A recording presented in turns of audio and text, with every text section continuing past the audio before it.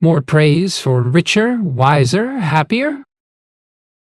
Endlessly fascinating. Richer, wiser, happier is going to be a classic. Guy Spire, CEO of Aquamarine Capital and author of The Education of a Value Investor. Wonderful. A profound, eloquent, and much-needed call for a reassessment of how we build our portfolios and live our lives.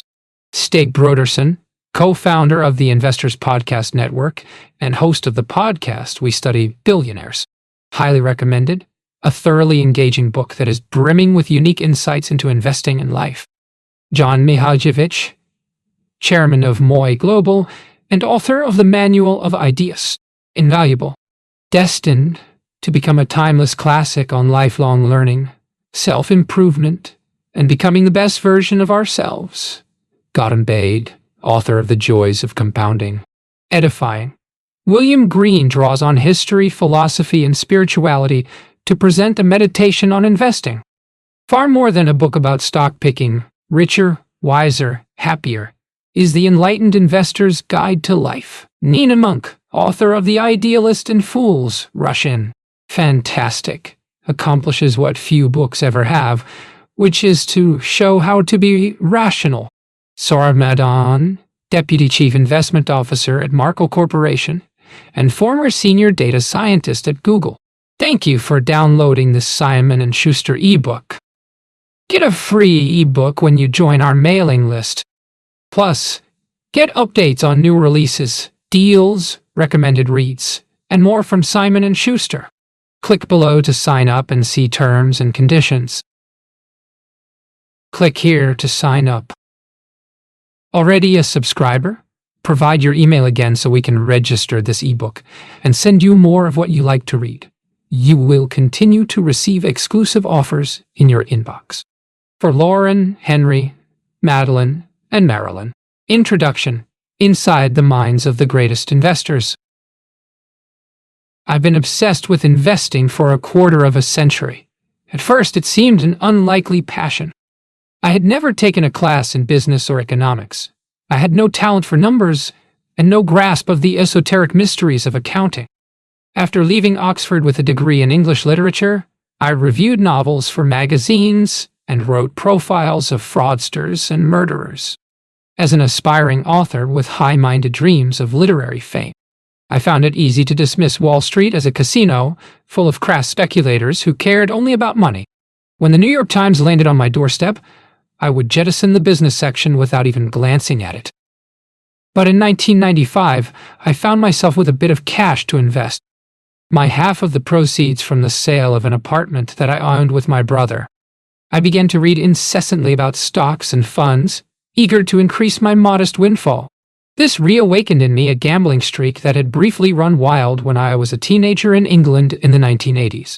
At 15, when I was a student at Eton, I'd sneak out of school on lazy summer afternoons and spend hours at a local turf accountant near Windsor Castle, betting on horses while my classmates played cricket or went rowing. I was meant to become a posh English gentleman like Boris Johnson, Prince William, and 6 centuries of Etonians before us. Instead, I had an illegal betting account under the name of Mike Smith.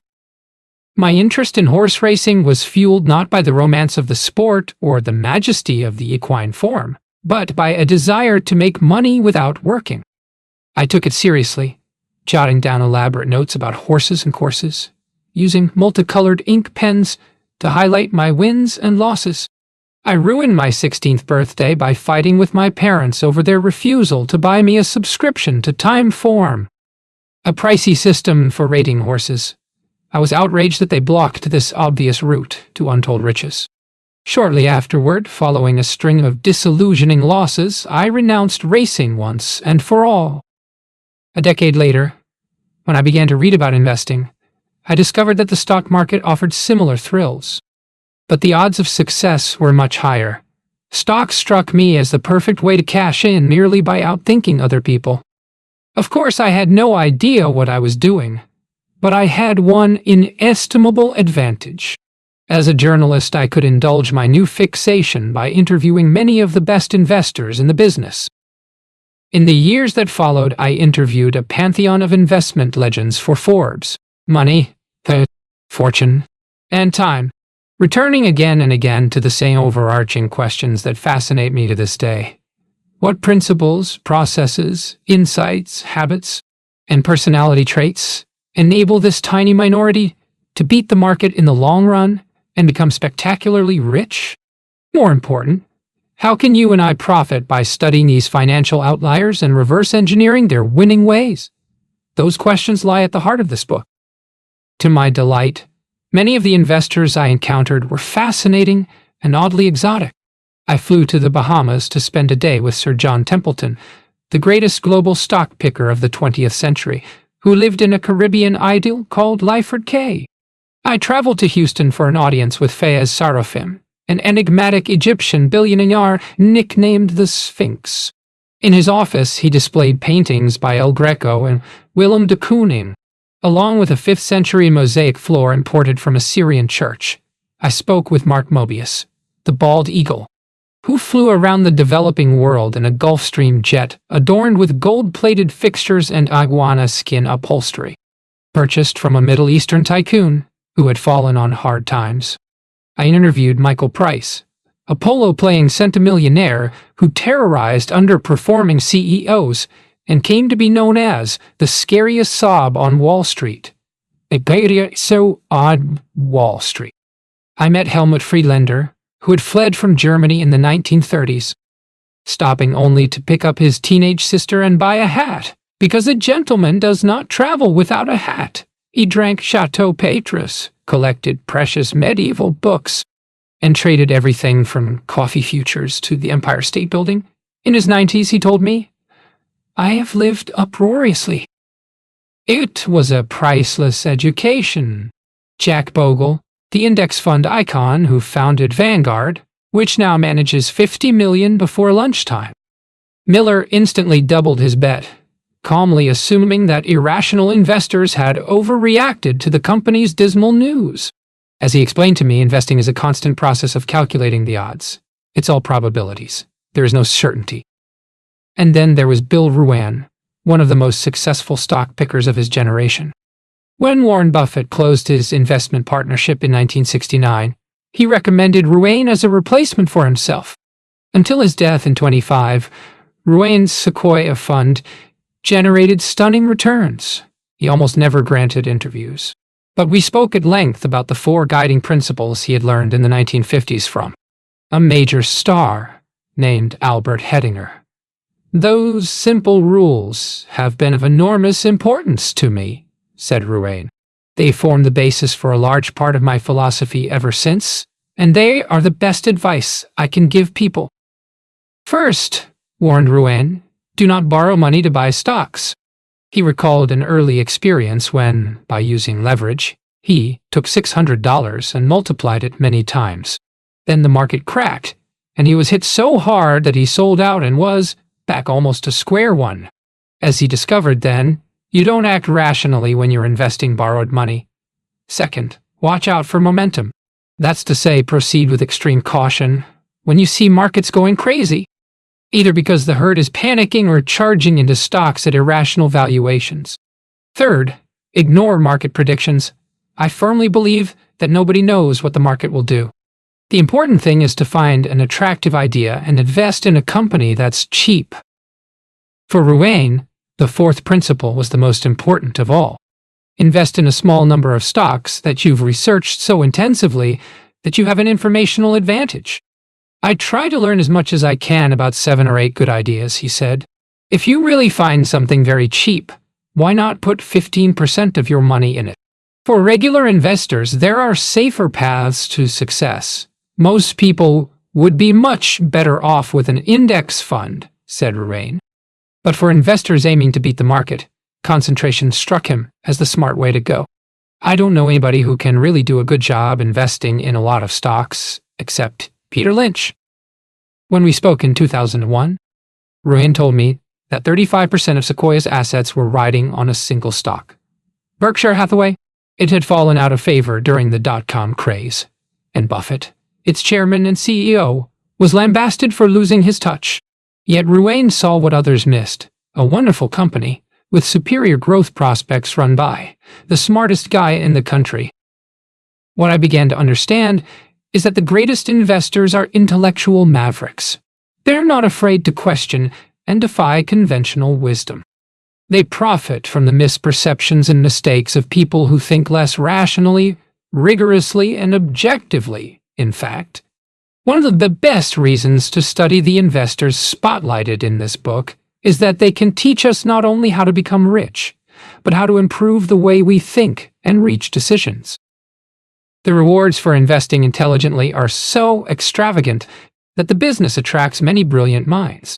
But there can also be a devastating price to pay for being wrong, which is rarely the case for professors, politicians, and pundits.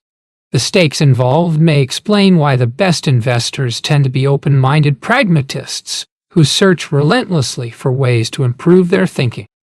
This mindset is embodied by Buffett's frighteningly clever partner, Charlie Munger, who once remarked, "I observe what works and what doesn't, and why."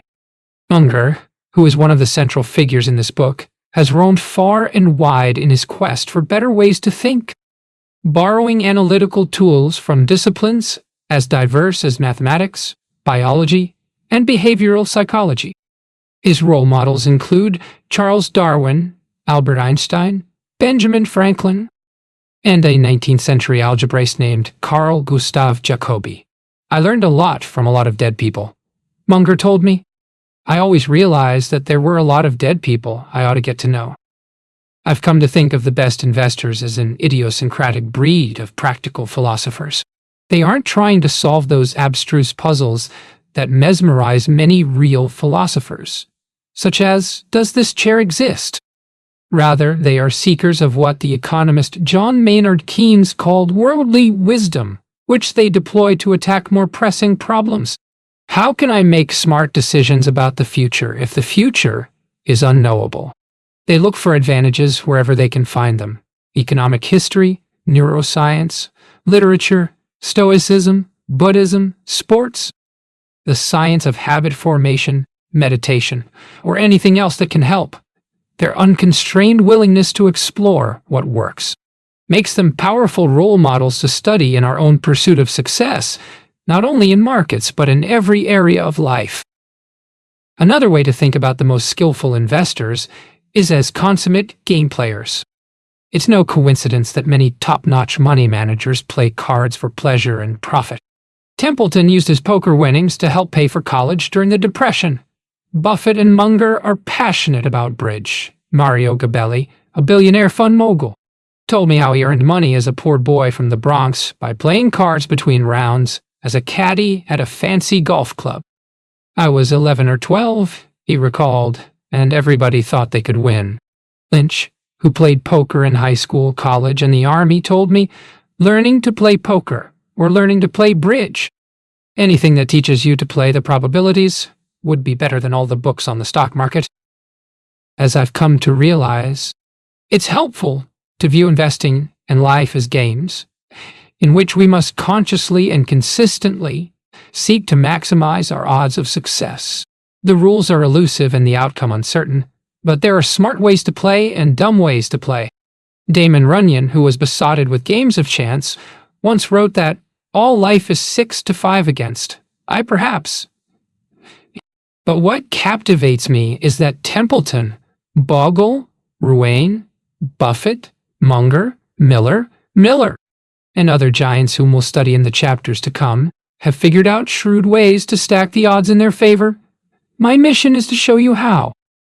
Consider Ed Thorpe, who is probably the greatest game player in investment history. Before he became a hedge fund manager, he achieved immortality in gambling circles by devising an ingenious scheme to beat the casino at blackjack. As Thorpe explained to me over a 3-hour breakfast of eggs Benedict and cappuccino, he refused to accept the conventional belief that it was mathematically impossible for players to gain an edge over the dealer. Thorpe, the father of card counting, gave himself an advantage by calculating the change in probabilities once certain cards were gone from the deck and no longer available. For example, a deck packed with aces offered him better odds than one without them. When the odds favored him, he bet more. When they favored the casino, he bet less. Over time, his modest advantage became overwhelming. Thus, he transformed a loser's game of luck into a lucrative game of math. For his next trick, Thorpe figured out how to beat the casino at roulette. He and a partner, Claude Shannon, created the first wearable computer, which Thorpe activated furtively with a big toe inside his shoe. The computer, which was the size of a cigarette pack, enabled him to measure the position and velocity of the ball and rotor very accurately, so he could predict where the ball was likely to land. For centuries, roulette was a mug's game in which players had no edge. Since the ball has an equal chance of falling in each of 38 pockets, but by adding some knowledge and some measurement, we get a little better grasp on the probabilities of what's going to happen, said Thorpe. You won't get it right every time, but your forecast will be somewhat better than chance. So we were turning what seemed like a game of pure chance into a game where we had an edge, and the edge was provided by the information that we were adding. Unless you own a casino, Thorpe's subversive genius is irresistibly appealing. It was never the money that excited him so much as the joy of solving interesting problems that all the experts insisted were insoluble. Just because a lot of people say something is true, that doesn't carry any particular weight with me, said Thorpe. You need to do some independent thinking, especially about the important things, and try to work them out for yourself. Check the evidence, check the basis of conventional beliefs. As Thorpe's adventures suggest, one critical way to improve our financial lives is to avoid games in which the odds are stacked against us. As far as gambling is concerned, if I don't have an edge, I don't play, said Thorpe. Applying that same principle, the rest of us would be wise to face reality as honestly as possible. For example, if my knowledge of technology is flimsy, or I lack the basic financial skills required to value a business, I should resist any temptation to pick individual tech stocks for myself. Otherwise, I'm like the patsy at the roulette wheel, hoping that fate will smile kindly upon me despite my delusions. As Jeffrey Gundlach, a coldly rational billionaire who oversees about $140 billion in bonds, remarked to me, hope is not a method. Another common mistake that tilts the odds against many unsuspecting investors is to pay lavish fees to mediocre fund managers, stockbrokers, and financial advisors whose performance doesn't justify the expense. If you're paying tolls as you go in trading costs, advisory fees, all kinds of other charges, you're swimming against the current, said Thorpe. If you're not paying all these things, you're swimming with the current. One obvious way, then, for regular investors to boost their odds of long-term victory is to buy and hold index funds that charge minuscule fees. You don't have to do any work, and you're ahead of maybe 80% of the people who do otherwise. An index such as the S&P 500 will probably rise in the long run, added Thorpe, driven by the expansion of the American economy. So, unlike gamblers in a casino, you have an automatic edge by merely participating in the market's upward trajectory at a minimal cost. By contrast, Thorpe's hedge fund crushed the indexes over 2 decades without a single losing quarter by focusing on more obscure investment opportunities that were not well understood. For example, his exceptional math skills enabled him to value warrants, options, and convertible bonds with unrivaled accuracy. Other key characters in this book, such as Howard Marks and Joel Greenblatt, gained similar advantages by specializing in neglected or detested niches of the financial markets. As we shall see, there are many ways to win, but they all require some form of edge. When I asked Thorpe how to tell whether I have one, he offered this disconcerting thought. Unless you have a rational reason to believe you have an edge, then you probably don't. When my investment journey began 25 years ago, I yearned to be financially free and answerable to nobody. The best investors had cracked the code, which seemed almost magical to me. But what I realize now is that understanding how these individuals think and why they win can help us immeasurably in so many ways, financially, professionally, and personally. For example, when I asked Thorpe how to maximize my odds of a happy and successful life, He illustrated his characteristic approach by discussing health and fitness. Thorpe, who was 84 but looked 20 years younger, observed genetically, "You're dealt certain cards.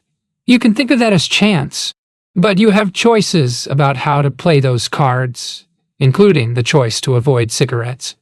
Have annual medical checkups, keep your vaccinations up to date, and exercise regularly." In his 30s, Thorpe was in terrible shape and found himself gasping for breath after jogging for a quarter of a mile. So he started running 1 mile every Saturday, improving gradually until he completed 21 marathons.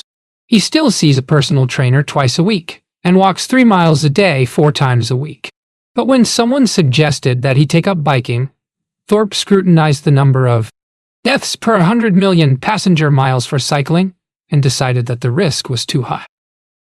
When I spoke with him again, it was June 2020, and the world was gripped by a pandemic that had already killed more than 100,000 Americans.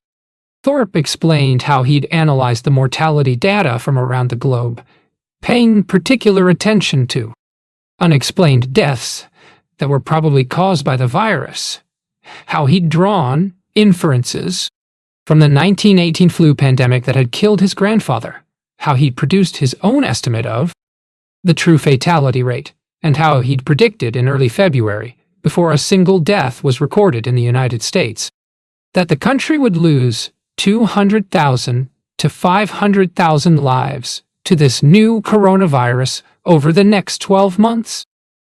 Thorpe's methodical analysis of the data enabled his family to take timely precautions when few Americans, least of all the nation's leaders, recognized the magnitude of the threat. "We prudently put away supplies of all kinds, including masks," he said. It was about a month later that people woke up and started cleaning out store shelves. 3 weeks before the government declared a national emergency, Thorpe placed himself in isolation at his home in Laguna Beach and stopped seeing everybody, except his wife. "There's no point being scared," he told me, but he understood the risks and acted decisively to augment his odds of survival. Thorpe may be the only person I've ever met who actually calculated his own chance of dying. 2. That mental habit of thinking dispassionately about facts and figures, probabilities, trade-offs between risk and reward, and the paramount importance of simply avoiding catastrophe does much to explain how the savviest investors live long and prosper. As Thorpe sees it, every aspect of our behavior should be guided by an attitude of generalized rationality. For example, he knows that he's more likely to make bad decisions when he's in emotional mode. So if he's irritated or mad at somebody, he takes a step back and asks himself, "What do you really know? Is your feeling justified or not?" His measured analysis often indicates to him that his adverse reaction was unwarranted. "We jump to conclusions when we shouldn't," he observed. And so, withholding judgment is, I think, a key element of rational behavior. All of this leads me to believe that the true titans of the investment world can help us to become richer, wiser, and happier. My goal is to show you how they win both in markets and life by finding countless ways to optimize the odds of success. Playing the odds is an extraordinarily effective way to operate, and it pervades everything they do, including how they manage their time, how they construct a calm environment in which to think, whom they hang out with and steer clear of, how they guard against biases and blind spots, how they learn from mistakes and avoid repeating them, how they handle stress and adversity, how they think about honesty and integrity, how they spend money and give it away, and how they attempt to build lives imbued with a meaning that transcends money. In writing this book, I've drawn deeply from the most important interviews I conducted in the distant past with many of the world's best investors. But I've also spent hundreds of hours interviewing more than 40 investors specifically for this book, reporting everywhere from Los Angeles to London, Omaha to Mumbai. Between them, the characters you will meet here have overseen trillions of dollars on behalf of millions of people. My hope is that these extraordinary investors will enlighten and enrich your life. I would bet on it. Chapter 1. The Man Who Cloned Warren Buffett. How to succeed by shamelessly borrowing other people's best ideas. A wise man ought always to follow the paths beaten by great men and to imitate those who have been supreme, so that if his ability does not equal theirs, at least it will savor of it. Niccolò Machiavelli. I believe in the discipline of mastering the best that other people have ever figured out. I don't believe in just sitting down and trying to dream it all up yourself. Nobody's that smart. Charlie Munger at 7 o'clock on Christmas Day. Monish Pabrai steps into a minivan in Mumbai as the sun rises in the smoggy sky. We drive for hours along the western coast of India toward a territory called Dadra and Nagar Haveli. Our driver intermittently executes terrifying maneuvers, swerving wildly between trucks and buses. I close my eyes and grimace in horror as horns blare on all sides. Pabrai, who grew up in India before moving to the United States for college, smiles serenely, always calm in the presence of risk. Still, he concedes, the accident rate in India is high. It's a riveting drive, full of mind-bending sights. At one point, we pass a plump man by the side of the road who's stacking bricks on top of a skinny woman's head so she can carry them. As we drive deeper into the countryside, we see squat huts covered with grass, structures that seem to belong to another millennium. Finally, we reach our destination, a rural high school called GNV Silvassa. Pabrai, one of the preeminent investors of his generation, has traveled here from his home in Irvine, California, to visit 40 teenage girls. They are part of a program run by his charitable foundation, Dakshana, which educates gifted children from disadvantaged families across India. Dakshana is providing these girls with 2 years of free schooling to prepare them for the infamously difficult entrance exam to the Indian Institutes of Technology, CIT, a group of elite engineering colleges whose graduates are coveted by companies such as Microsoft and Google. More than 1 million students apply to CIT each year, and less than 2% are accepted, but Dakshana has cracked the code. Over 12 years, 2,146 Dakshana scholars have won places at TET, an acceptance rate of 62%. Pabrai views Dakshana, a Sanskrit word meaning gift, as a means of uplifting the most underprivileged segments of Indian society. Most Dakshana scholars come from rural families that survive on less than 4,800 in a summer job after high school. Pabrai invested that money for her in a retirement account. He asked the students to calculate what would happen if this modest nest egg was to grow by 15% a year for the next 60 years. It's doubling every 5 years. That's 12 doubles, he says. Life is all about doubles. A minute later, the students have figured it out. In 6 decades, when Momachai is 78 years old, her 21 million, there is an air of wonder in the room at the awesome power of this mathematical phenomenon. Are you going to forget about compounding? Asks Pabrai. And 40 impoverished teenagers from rural India cry out in unison, No, sir. How to turn 1 billion. Not so long ago, Monish Pabrai hadn't heard of Warren Buffett either. Raised in modest circumstances in India, he knew nothing about investing, Wall Street, or high finance. Born in 1964, he spent the first 10 years of his life in Bombay, now Mumbai, where his parents rented a tiny suburban apartment for $70,000 in credit card debt and $1 million and get banned from the casinos. By 2020, he'd turned $150,000 and been banned for life by one small, seedy casino. Transtech thrived, ultimately employing 160 people, and Pabrai set aside one in 1950 would have grown to 300 trillion. Remembering this story, Pabrai grasped instantly that Buffett had mastered the game of compounding. In 44 years, he'd doubled his money 18 times and was already well on his way to becoming the richest man on earth. This set Pabrai thinking, what if he could figure out how Buffett picks stocks and could mimic his winning approach? Thus began what Pabrai describes as a 30-year game to turn his 1 billion. The driver for me is not to get wealthy, he says. The driver is to win the game. It's exactly the same driver for Warren, which is to show through the results that I did the best and I'm the best because I played the game. by the rules. Fair and square. And I won. Pabrai's approach to the challenge of becoming a billionaire holds important lessons for us all, not just as investors, but in every area of life. He didn't attempt to reinvent the wheel by, say, devising a new algorithm to exploit subtle pricing anomalies in the markets. Instead, he identified the most skillful player of this particular game, analyzed why he was so successful, then copied his approach with scrupulous attention to detail. Pabrai's term for this process is cloning. We could also call it modeling, mimicry, or replication. But the terminology doesn't matter. This is a technique for people who care more about winning than sounding respectable or highbrow. By cloning Buffett, and later his polymathic partner, Charlie Munger, Pabrai has become one of the leading investors of our time. From 2000 to 2018, his flagship hedge fund returned a staggering 1,204% versus 159% for the S&P 500 index. If you had invested $1,826,500 after fees and expenses by March 31, 2018.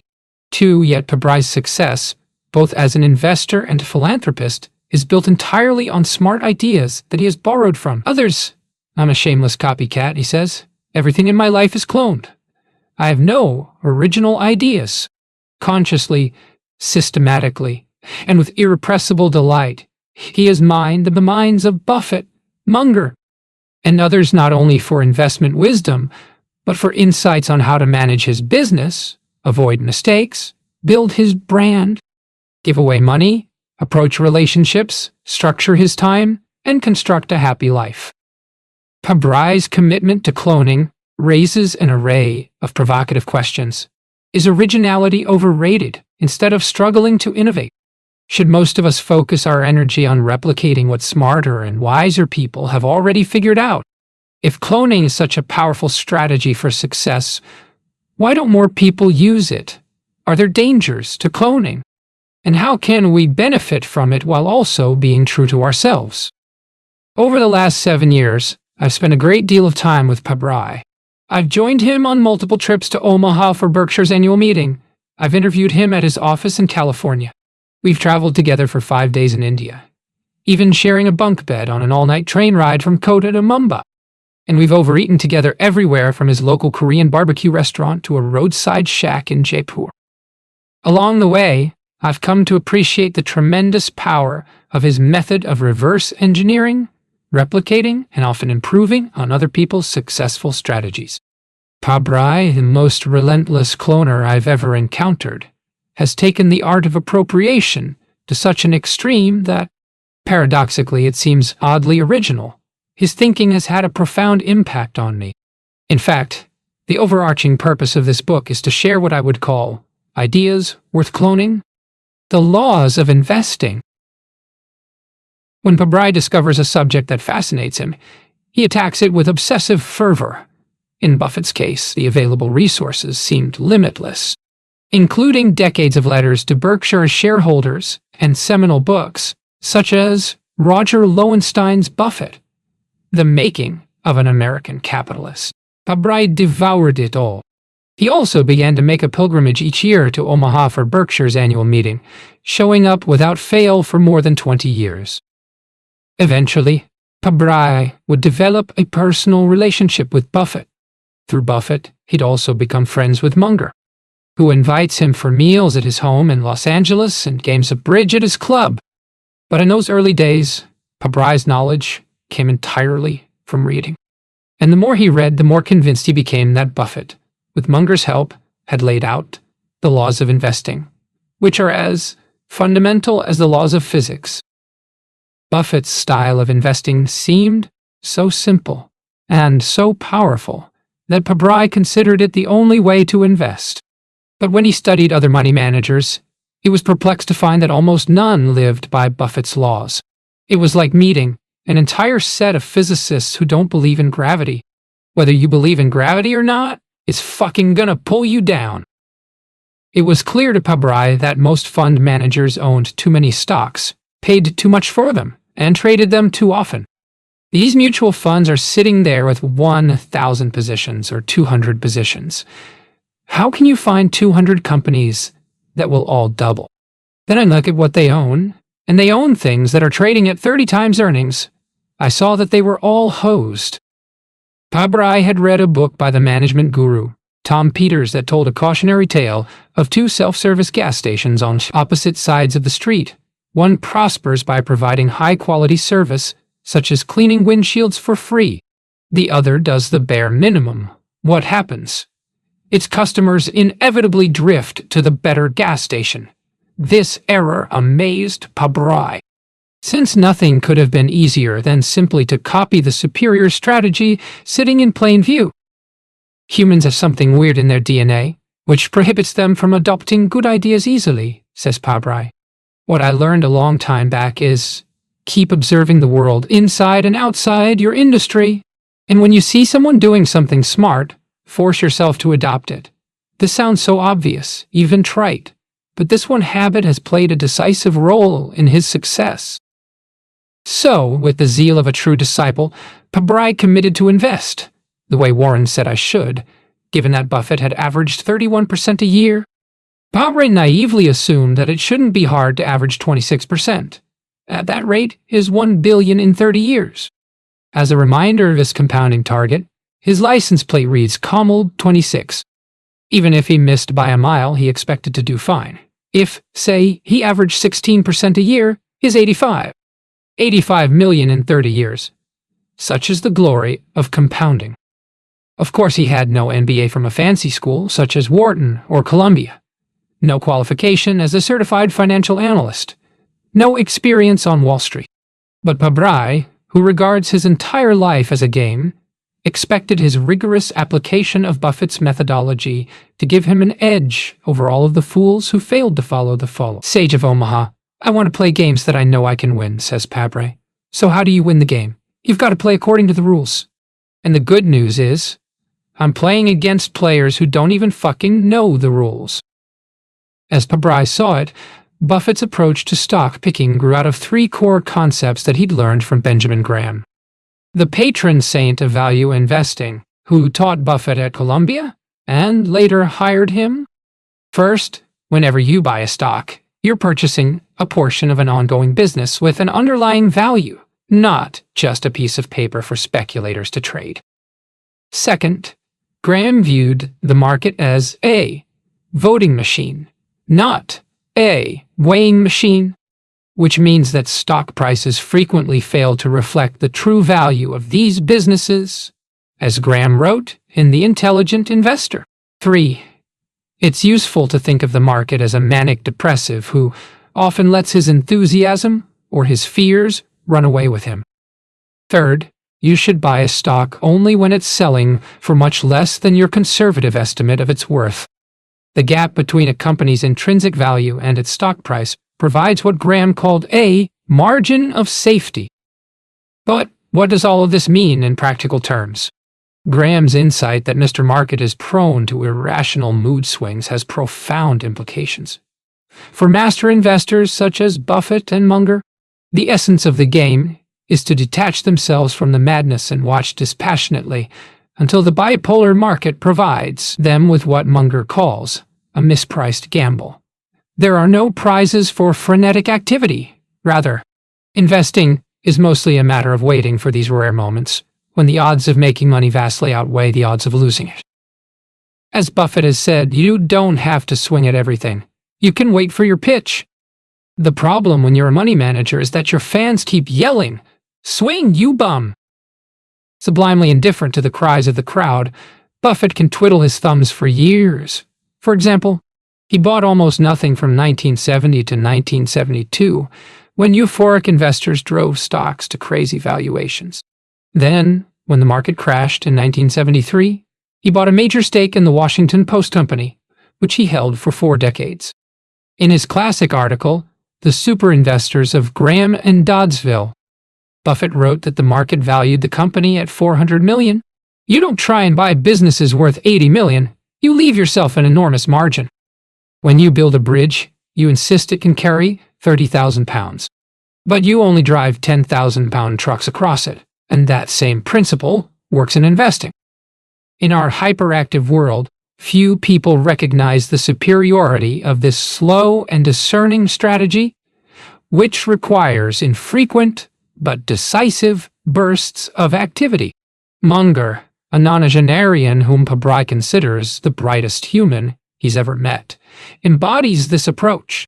Munger once observed, "You have to be like a man standing with a spear next to a stream. Most of the time he's doing nothing. When a fat, juicy salmon swims by, a man spears it. Then he goes back to doing nothing.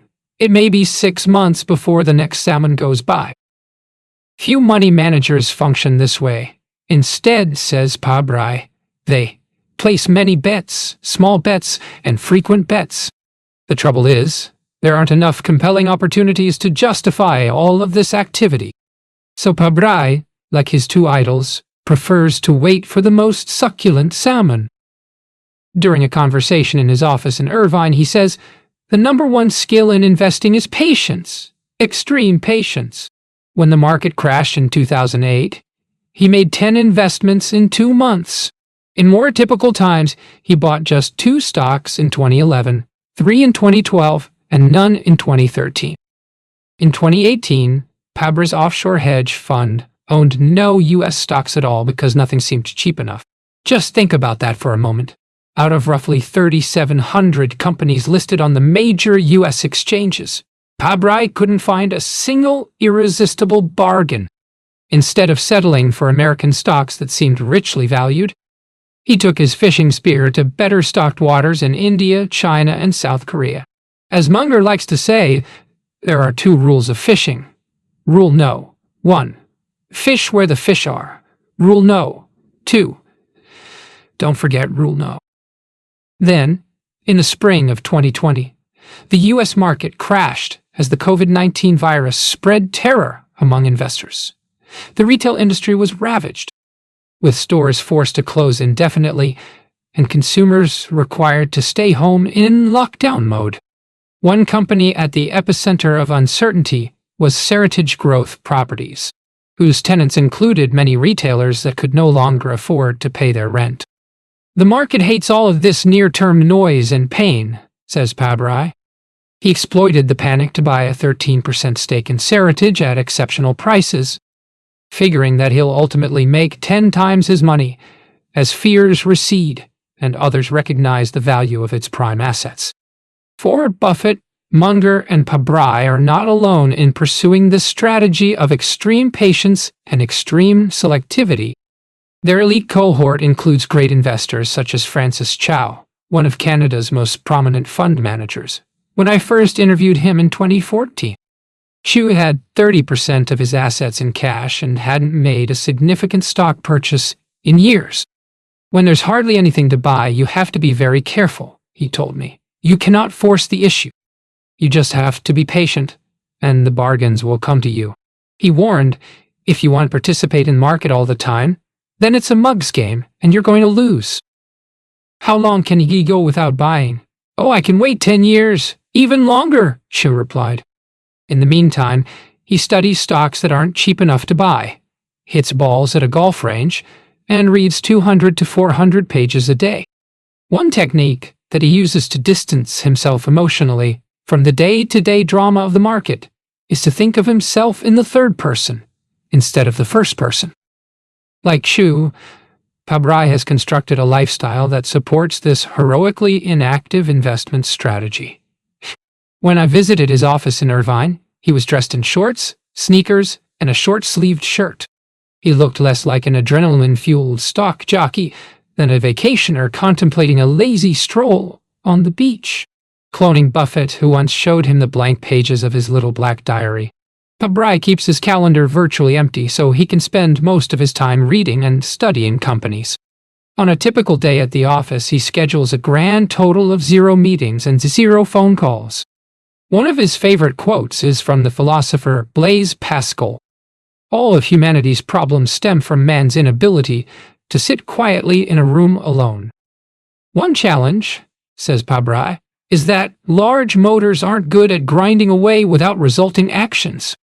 He thinks Berkshire Hathaway's shareholders have profited immensely from Buffett's passion for playing online bridge, since this mental distraction counteracts the natural bias for action. Pabrai plays online bridge too, and he burns off energy by biking and playing racquetball. When there's nothing to buy and no reason to sell, he can also direct more attention to his charitable foundation. He says it helps that his investment staff consists of a single person, him. The moment you have people on your team, they're going to want to act and do things, and then you're hosed. In most fields, a hunger for action is a virtue. But as Buffett said at Berkshire's 1998 annual meeting, we don't get paid for activity, just for being right. Pabrai, a loner with a misanthropic streak, was purpose-built for the bizarrely lucrative discipline of sitting alone in a room and occasionally buying a mispriced stock. Back when he ran a tech company, he hired 2 industrial psychologists to profile him. They revealed how comically ill-suited he was to managing a large staff. I'm not this nurturing leader who can have a bunch of weep eyes and nurture them and babysit them and all this other shit. Investing felt more like a game of 3-dimensional chess in which the outcome, crucially, depended solely on him. Say no to almost everything.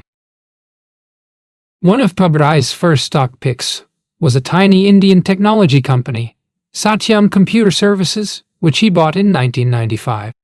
He understood the business, since he worked in the same industry, and the stock was ultra cheap.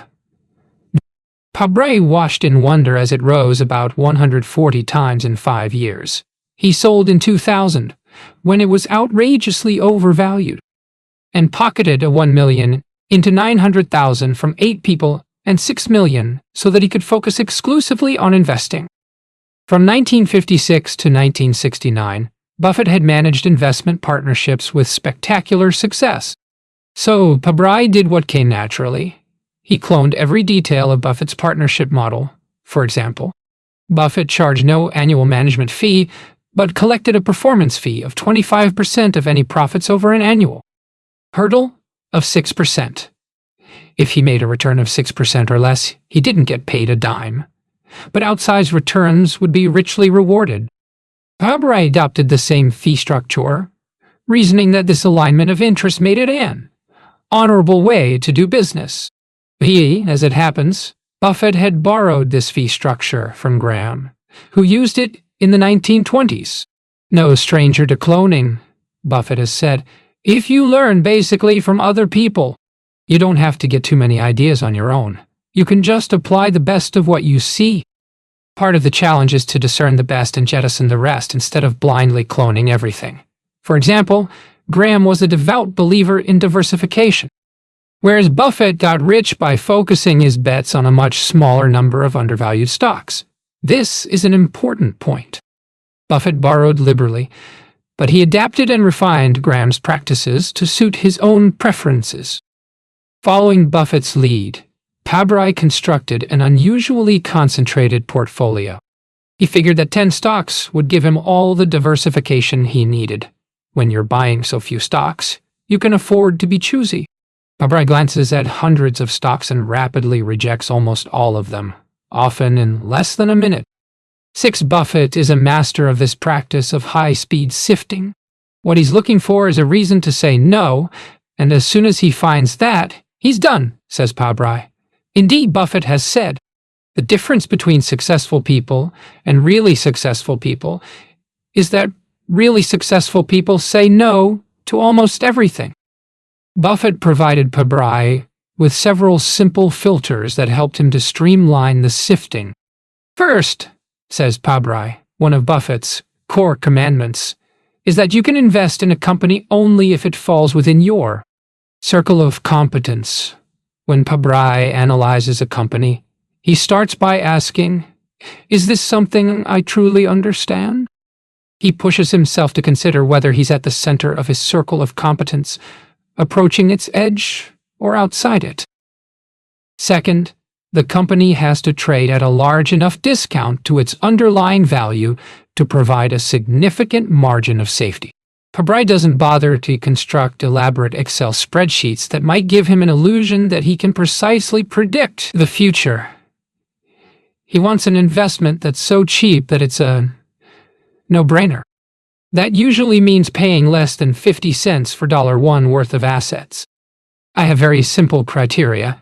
If something is not going to be an obvious double in a short period of time, 2 or 3 years, I have no interest. Third, under Munger's influence, Buffett gradually shifted away from stocks that were merely cheap toward an emphasis on buying better businesses. Among other things, this meant that a company should have a durable competitive advantage and should be run by an honest, capable CEO. Munger pointed out to Pabrai that Graham, who was fixated on buying stocks that were quantitatively cheap, scored his best returns by owning Geico. It didn't make him money because it was cheap, says Pabrai. It made him money because it was a great business. Fourth, the company's financial statements should be clear and simple. As Buffett observed, the only reason that one may not understand a financial statement is because the writer does not want you to understand it. If it isn't easy to figure out how the business generates cash today, and roughly how much it's likely to generate in the while years to come, Buffett relegates it to what he calls the too hard pile. Pabrai once took a photograph of a box on Buffett's desk that is literally labeled too hard, a visual reminder to resist the lure of complexity. Enron and Valiant Pharmaceuticals, both of which blew up, were easy for Pabrai to reject on that basis alone. For Pabrai, one of the secrets of successful investing is to avoid anything that's too hard. He automatically passes on investments in countries such as Russia and Zimbabwe, given their contempt for shareholder rights. He avoids all startups and initial public offerings, IPOs, since he's unlikely to find bargains in arenas dominated by sales hype and inflated expectations. He has never sold a stock short because the maximum upside is 100% if the stock falls to zero, while the downside is unlimited if the stock soars. Why bet with those odds? He asks. He also largely ignores the infinite complexity of macroeconomics, focusing instead on a handful of critical microfactors that are likely to drive a specific business. In short, simplicity rules. These basic principles that we've just discussed are extraordinarily robust and have served Pabrai well. But what's remarkable is that none of this is original. Every major idea on which he has built his investment career has been stolen from Buffett, except for the ones stolen from Munger. Writing about this makes me slightly queasy. How can I hope to say anything new or profound while enumerating ideas that Pabrai has ripped off from other people? But that's precisely the point. His competitive advantage lies in the fact that he doesn't care whether you or I think he's derivative. All he cares about is what works. One evening, over dinner at a Korean restaurant in Irvine, I asked Pabrai why more people don't clone in his systematic way. Between mouthfuls of a dish called spicy beef danger, he replies, "They're not as shameless as me. They have more ego. To be a great cloner, you have to check your ego at the door. The guru, his disciple, and their 600 million. He recalls, I could do nothing wrong." Pabrai's returns were driven by a string of bets on undervalued stocks gripped by uncertainty. For example, he invested in Embraer, a Brazilian producer of jets, shortly after the 9/11 terror attacks, which caused many airlines to cancel aircraft orders. This short-term shock led fearful investors to overlook the longer-term reality that Embraer was still a high-quality business with a superior product, low manufacturing costs, first-rate management, and loads of cash on its balance sheet. Pabrai paid about $30 in 2005. Similarly, in 2002, he invested in a Scandinavian shipping firm, Frontline Ltd. After the price for leasing oil tankers collapsed, the stock had plunged to 11 per share. Leasing prices would eventually rebound, since supply would become constrained. In the meantime, Frontline could survive a cash crunch by selling ships one by one. As with Embraer, uncertainty scared investors away, but the upside potential easily outweighed the downside risk. Pabrai coined a motto that summed up this type of bet. Heads I win, Tails, I don't lose much. In a matter of months, he made a 55% return. In 2005, he bet heavily on another no-brainer, a specialty steel producer called IPSCO Inc. Pabrai paid around 15 per share of excess cash on its books. He expected IPSCO to generate around 41 per share in cash, with the stock trading at 3 per share. Pabrai couldn't predict what the company would earn beyond the next 2 years, but as he saw it, the stock was so cheap that there was scant risk of losing money. When he sold in 27, his 2 million, a 253% return in 26 months. In recent years, it's become almost an article of faith that it's impossible to beat the market over the long run. But Pabrai, thanks to Buffett and Munger, had found a formula for outperformance. As we've seen, the key principles were not that difficult to identify and clone. Be patient and selective, saying no to almost everything. Exploit the market's bipolar mood swings. Buy stocks at a big discount to their underlying value.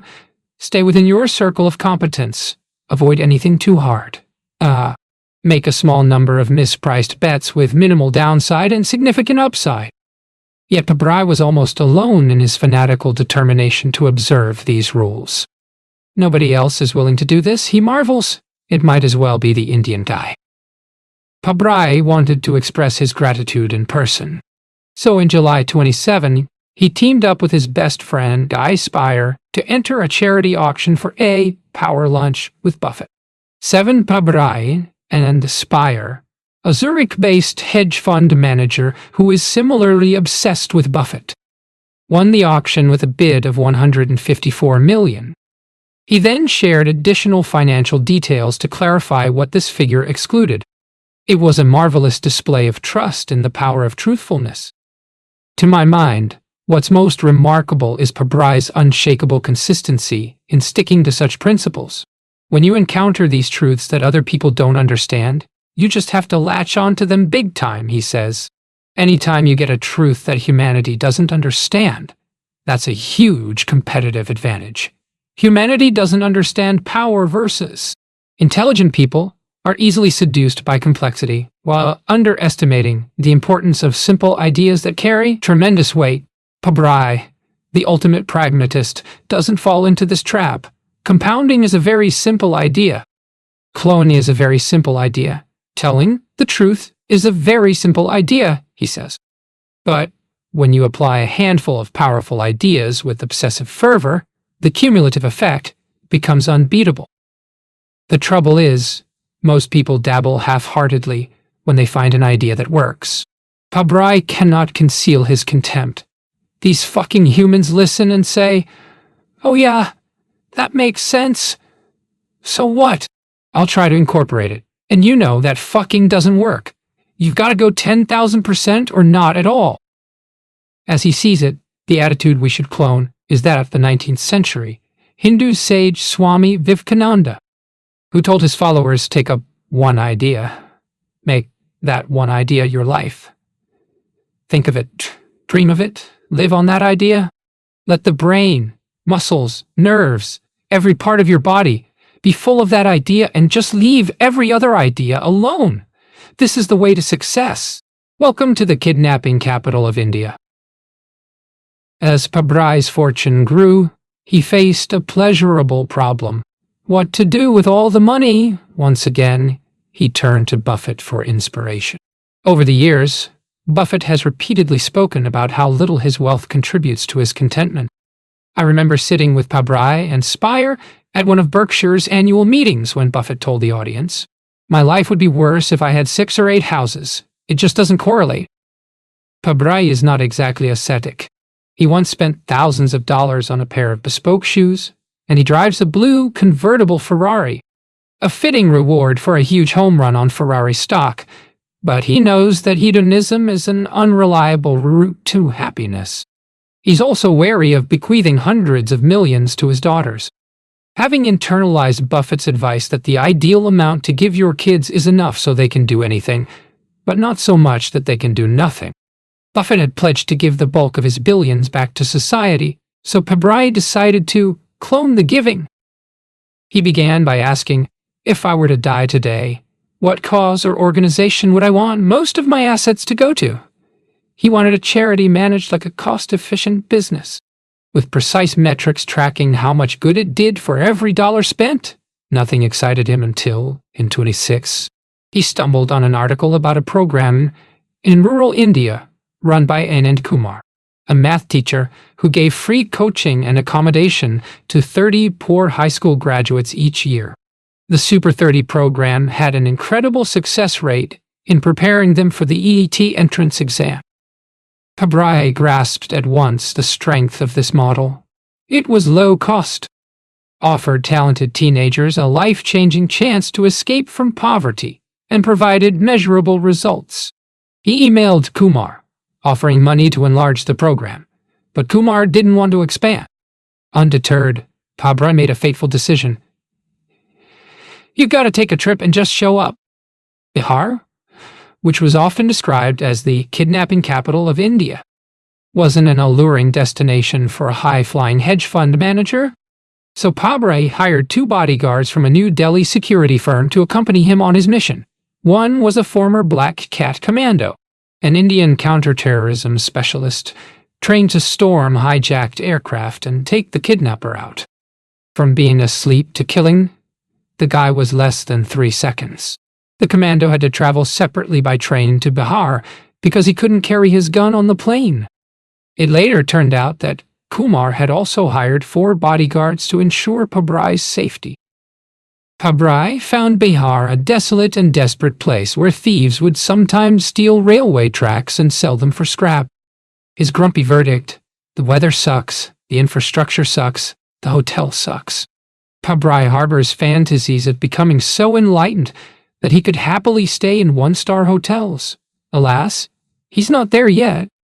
Still, despite the discomfort, he would never forget the day he spent with Kumar, who taught his students in a rented shed without walls. Pabrai was blown away by his intellect, passion, and gift for teaching. He's one in hundreds of millions.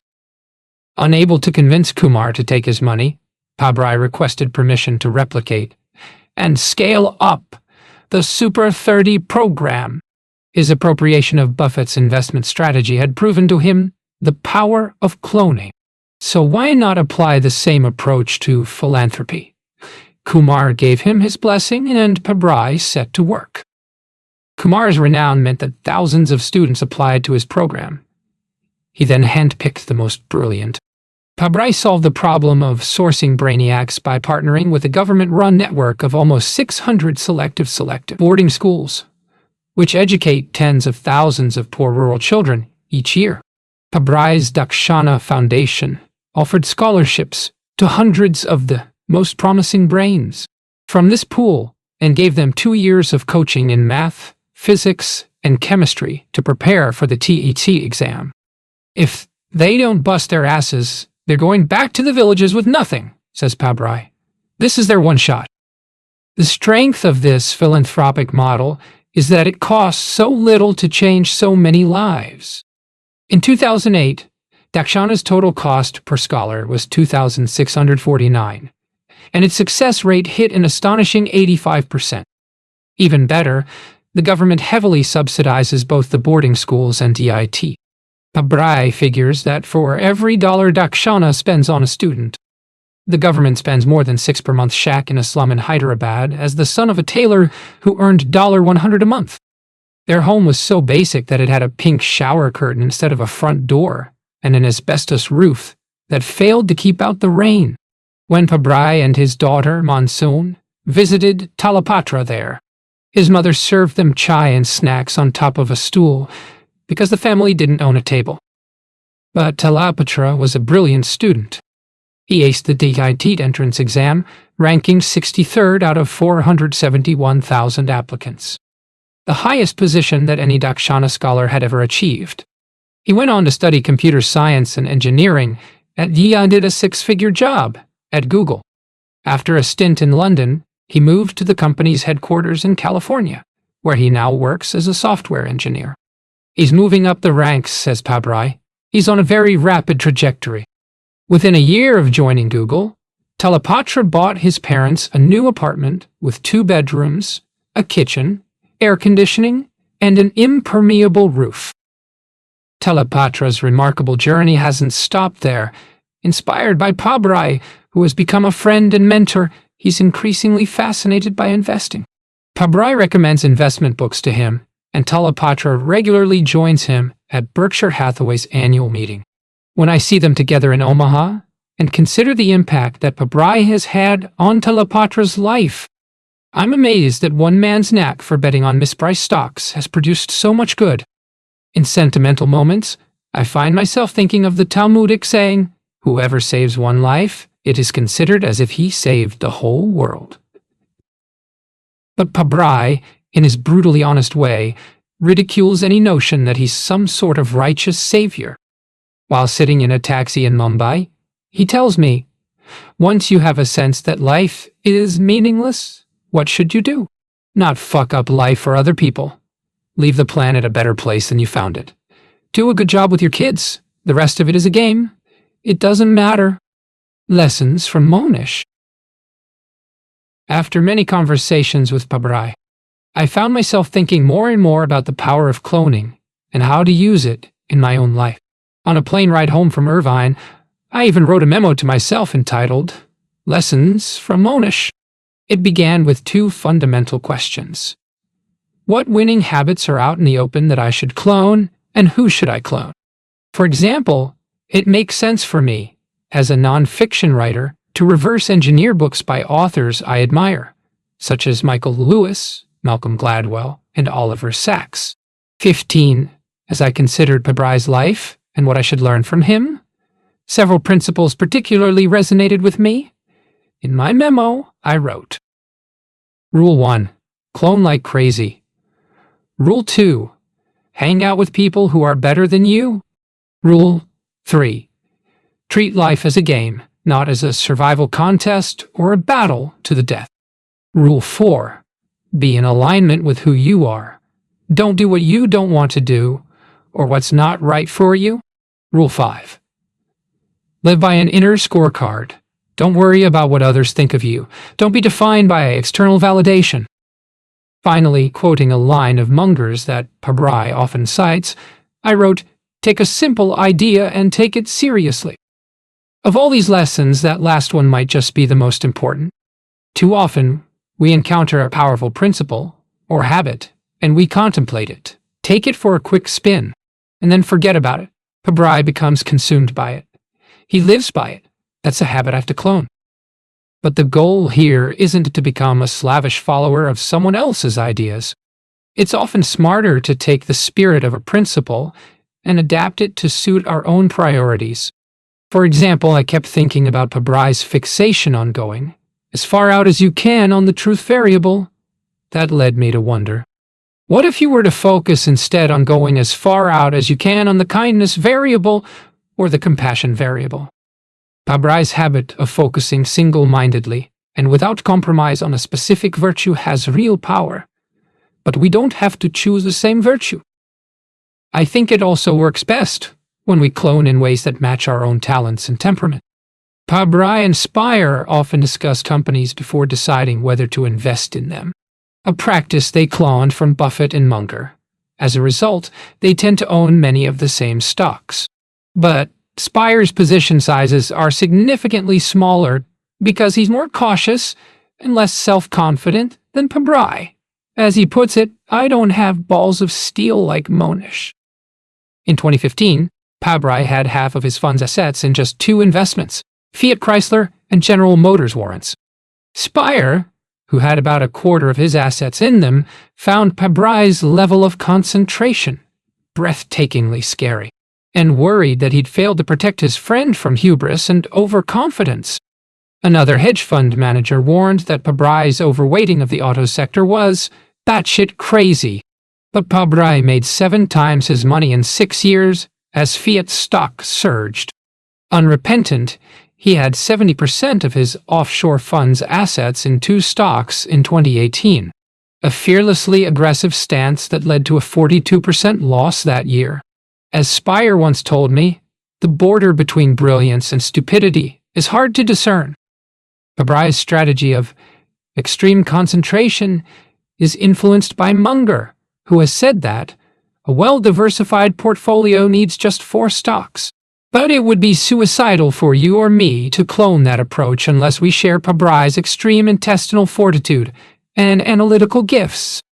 When I asked him how he coped with the stress of a 67% drawdown during the financial crisis of 2008-9, he said, "I don't have stress. My wife couldn't even detect that there was an issue. On the contrary, the stocks he bought amid the crash were so cheap that he found the experience orgasmic."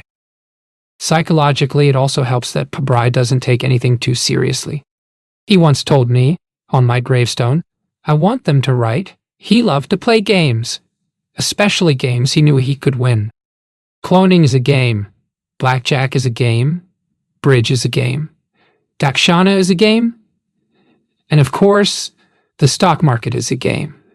It's just a bunch of games. It's all about the odds. What's amazing to Pabrai is how easy it's been to stack those odds in his favor by studying other people's playbooks and consistently borrowing their best moves. The thing is, none of this stuff is hard, he says, with an exuberant laugh. Don't spill the beans, man. Don't tell the world. Chapter 2. The willingness to be lonely. To beat the market, you must be brave enough, independent enough, and strange enough to stray from the crowd. It is impossible to produce superior performance unless you do something different from the majority. Sir John Templeton, walking along a beach in the Bahamas more than 20 years ago, I stumbled upon a peculiar sight. An old man was immersed up to his neck in the ocean, dressed in a long-sleeved shirt and a ridiculous-looking hat with a visor and ear flaps. His face was smothered with thick dollops of sun cream. I ducked behind a palm tree so that he wouldn't catch me spying on him.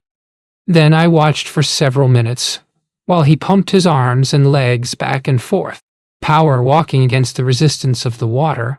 I later discovered that he did this for 45 minutes each day. The old man was Sir John Templeton, probably the greatest international investor of the 20th century. I traveled from New York to the Bahamas to interview him in his home at the Lyford K Club, a gated idyll whose residents have included Prince Rainier III of Monaco, the Aga Khan, and Sean Connery. But if my memory serves me, we weren't scheduled to meet until the following day. This was the kind of reporting trip that makes a journalist's heart sing. An interview with a fabled icon in an exotic location, with all expenses paid by a rich magazine that hadn't yet been clobbered by the advent of the internet. Templeton had a spectacular investment record. The Templeton Growth Fund, which he'd founded in 1954, racked up an average annual return of 14.5% over 38 years, a $17 million in that time. Templeton, who was born in 1912 in a small town in rural Tennessee, had started out with nothing and ended up a billionaire. I wanted to know how he had done it and what the rest of us could learn from this act of alchemy. He was 85 at the time, the grand old man of the investment world, and I had half expected him to look like a sage. Instead, I found myself spellbound by this unlikely image of him marching through the surf in his comical hat. But as I would eventually realize, my glimpse of his fitness regimen provided an important insight into his greatness. Templeton had figured out an efficient way to exercise for free in a gorgeous setting. It was utterly irrelevant to him that anyone might think he looked strange, and this indifference was essential to his success. Michael Lipper, the president of an investment firm called Lipper Advisory Services, once remarked to me that Templeton, George Soros, and Warren Buffett shared one invaluable characteristic: the willingness to be lonely, the willingness to take a position that others don't think is too bright. They have an inner conviction that a lot of people do not have. That phrase, the willingness to be lonely, has stuck in my mind for many years. It eloquently conveys the critical idea that the best investors are not like other people. They are iconoclasts, mavericks, and misfits who see the world differently from the crowd and follow their own peculiar path. Not just in the way they invest, but in the way they think and live. François Rochon, a Canadian money manager who has beaten the market by a mile over the last quarter of a century, has an intriguing theory. As we all know, the human genetic code developed over hundreds of thousands of years, to support the primary objective of survival. One lesson we learned at least 200,000 years ago is that it's safer to belong to a tribe. That unconscious instinct tends to kick in almost irresistibly when we feel under threat, says Roshan. For example, when stocks plummet, the average investor sees others panicking and instinctively follows the tribe by selling stocks and fleeing to the safe haven of cash. What the tribe followers fail to recognize is the counterintuitive truth that this might be the perfect time to buy stocks, since they're now on sale. But I think some people in the race don't have that tribal gene, says Roshan, so they don't feel the urge to follow a tribe. And those people can become good investors because they can think for themselves. Roshan, who uses his talent for stock picking to bankroll his passion for collecting art, suspects that many artists, writers, and entrepreneurs also lack the tribal gene. Roshan's theory is entirely unprovable, but there's plenty of anecdotal evidence that the best investors are wired in unusual ways that may be financially advantageous. One famed investor who asked not to be quoted by name on this subject told me that many of his most successful peers are kind of Aspergerish, and that almost all are unemotional. He points out that it's a help to be unemotional when making unconventional bets that the crowd would consider foolish. He adds that people with developmental conditions such as Asperger's syndrome often have something else in compensation. And very often it's numeracy. Being unemotional and numeritious, a great combination for investing. I mentioned this idea to another hugely successful fund manager who was mathematically gifted and extremely uncomfortable in social situations. He confided, when I was a child, my parents were concerned that I was autistic or might have a touch of Asperger's. I think they concluded no, or at least it wasn't damaging enough. So, yeah, it might be that I'm slightly on the spectrum or not. He then recalled a devastating childhood trauma that also led him to distance himself from his emotions. So, if you're thinking I'm a psycho chicken, you may be right. One of the most insightful perspectives on this subject comes from Christopher Davis, who oversees about 100,000 investment would have grown to about 100 billion. At First Eagle Investment Management describes his job this way.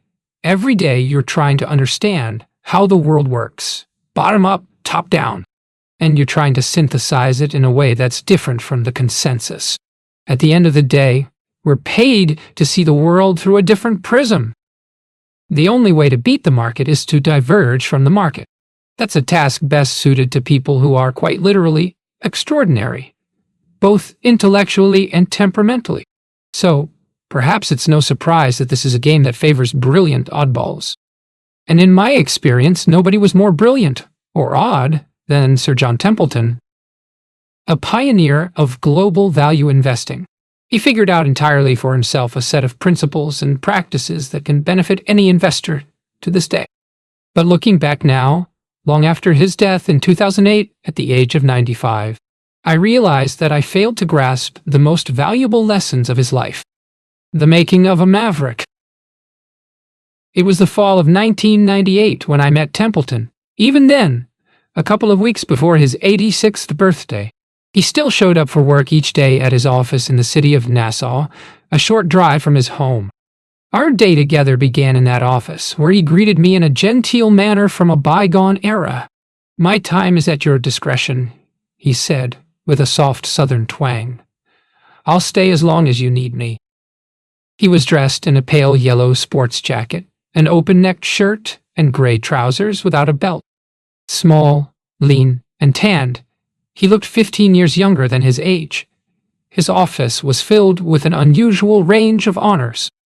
There was an award for best performance by a mutual fund over 35 years, a trophy from PBS television to mark his induction in Louis Rukeyser's Wall 1. 4 million. This was all part of Templeton's grandiose campaign to multiply spiritual information 100-fold. It was not an endeavor that everyone applauded. At one end of the spectrum, secular scientists were bemused by his interest in measuring experimentally the effects of spiritual principles. At the other extreme, Religious conservatives were appalled by his free-spirited readiness to question their beliefs.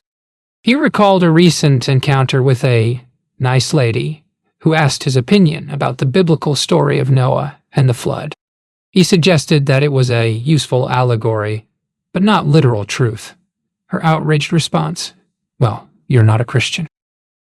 When I asked impertinently if many people regarded him as a cook, Templeton replied, "Yes, sure, but I have more self-confidence than the average person." It struck me that this trait also lay at the heart of his success as an investor. Templeton agreed. When you're sticking your neck out, you have to be self-confident enough or brave enough to do it. I did that in the investment field, and I'm doing it now in the spiritual area. He attributed this attitude to his unusual upbringing. In all of my childhood, I can't remember either my mother or my father ever telling me, "Do this or don't do that." They thought it would help me to become self-reliant and self-confident if I had to do everything myself. And boy, was that a marvelous education. It's the greatest gift, having to rely on yourself. On one occasion, his parents appointed him navigator on a family road trip. Templeton, still a young boy, misread the map and took them an hour or two in the wrong direction. Nobody corrected him. They simply waited until he figured out for himself that he'd made a mistake. This laissez-faire parenting strategy wasn't without its risks. When Templeton was about 8, his parents granted his request for a shotgun, so he could go out hunting. They also allowed him to buy gunpowder for fireworks and cyanide for his butterfly-killing jars. Templeton took great pride in his self-reliance. After 11 years of scoring straight A's at school, he headed to Yale in 1930. Gutted by the Great Depression, his father, a lawyer and businessman, wrote to Templeton at the end of freshman year to say that he could no longer pay even $30,000. The investment environment could hardly have seemed less inviting even for a seasoned stock picker, let alone a novice. The United States was trapped in a vortex of depression, deflation, and mass unemployment. The Dow, which had peaked at 381 in 1929, still languished below 150 in 1939. Worst of all, the world was poised for war. In short, it was the perfect time for a 20-something Southerner with almost no experience in the markets to demonstrate that he was the smartest, most cool-headed investor of his generation. The bet of a century. In September 1939, Germany invaded Poland. Over the next few months, Norway, Holland, and Belgium surrendered to the Nazis. In May 1940, when Germany invaded France, the Dow sank to a new low of 112. The UK stock market crashed about 40% in less than 4 months amid fears of an imminent German invasion of the British Isles. Winston Churchill would later describe 1940 as the most splendid, most deadly year in our long English and British story. When the world is teetering over the edge of the abyss, how should a savvy investor respond? Conventional opinion might suggest that this was a prudent time to beat a retreat, with stocks crashing to new lows and panic rampant. Surely the appropriate response was to seek safety in more defensive assets such as cash, gold, or land. But Templeton was not conventional. After Germany's invasion of Poland, he realized that the world was plunging inexorably into war, and that the United States would ultimately have to fight too. But his icily logical response set him apart. Templeton told me, I thought, if there's any time when every product is in demand, it's during a war. So I said, if this is going to develop into a world war, which companies will prosper? He concluded that maybe 90% of American businesses would have more demand and less competition during a war. Even the weakest companies were likely to recover as wartime spending surged, reinvigorating the economy and boosting employment. Savaged by the Great Depression, many companies were so close to death that a sudden change in their fortunes would have an outsized impact on their stock price. Reborn, and they might well outperform the stocks of healthier companies that weren't so beaten down. You might call it survival of the unfittest. But how best to take advantage of this shrewd insight?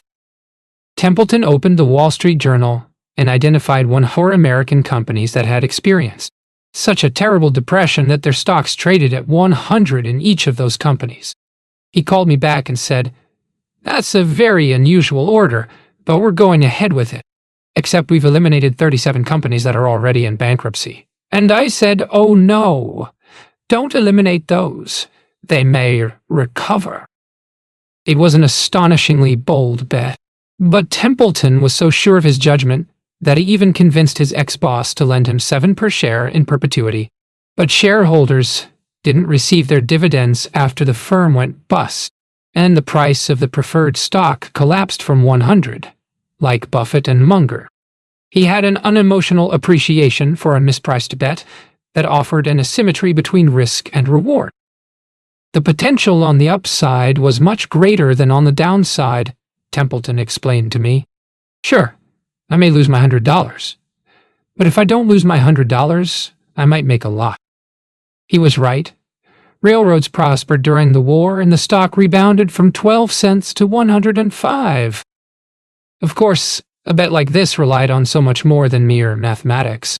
Mark Mobius, an eminent investor in emerging markets who worked with Templeton for years, once told me that it required tremendous willpower and strength of personality for Templeton to buy at the point of maximum pessimism. As Mobius put it, everybody else is running out of the burning building. What's remarkable to me is not just that Templeton had the courage to invest in 104 reviled stocks as the world went to war.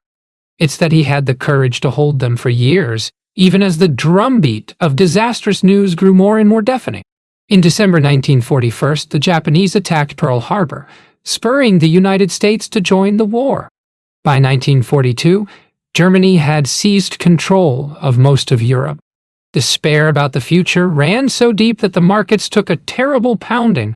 In April 1942, the Dow slumped to a generational low of 92. In his superb book Wealth, War, and Wisdom, Barton Biggs points out that the State of New York Insurance Commission actually banned stocks from the portfolios of insurance companies in 1942, deeming them an inappropriate investment. At the time, writes Biggs, every right-thinking prognosticator with a head on his shoulders was bearish. Yet, Templeton stood firm. I had enough self-confidence to think that most of the people called experts were making big mistakes, he told me. He was also sustained by his religious faith, which enabled him to trust that the world would eventually emerge from chaos. Even in the worst of times, he said, I never was depressed or despairing. The heavens smiled kindly upon him.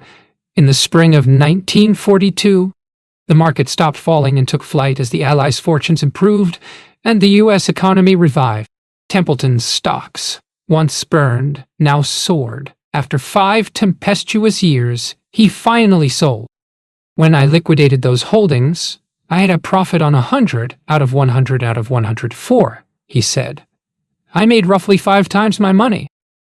I've come to regard Templeton's wartime bet as one of the boldest and most prescient investments in history, a triumph of both intellect and character. Despite his inexperience, he understood enough about economic history, financial markets, and human nature to recognize that overwhelming pessimism would eventually give way to unbridled optimism. Even in the darkest of times, he never forgot that the sun also rises. 6 guiding principles for the non-tribal investor.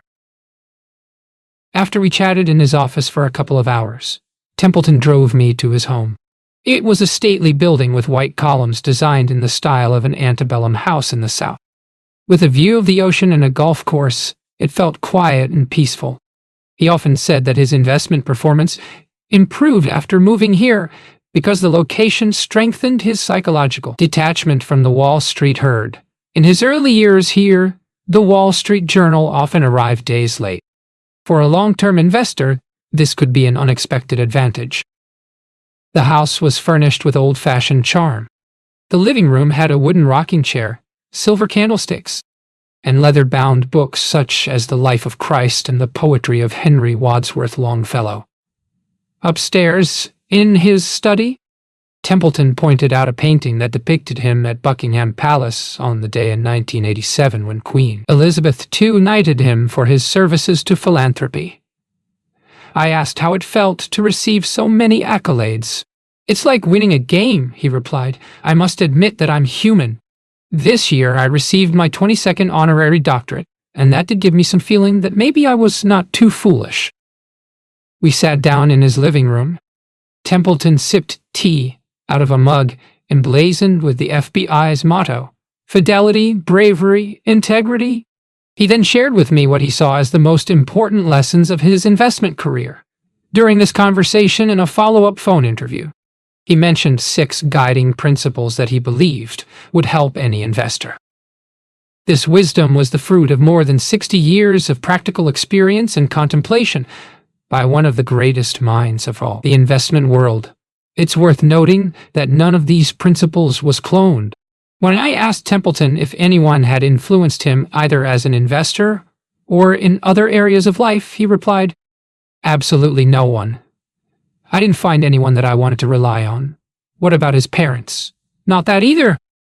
"First of all," said Templeton, "beware of emotion. Most people get led astray by emotions in investing.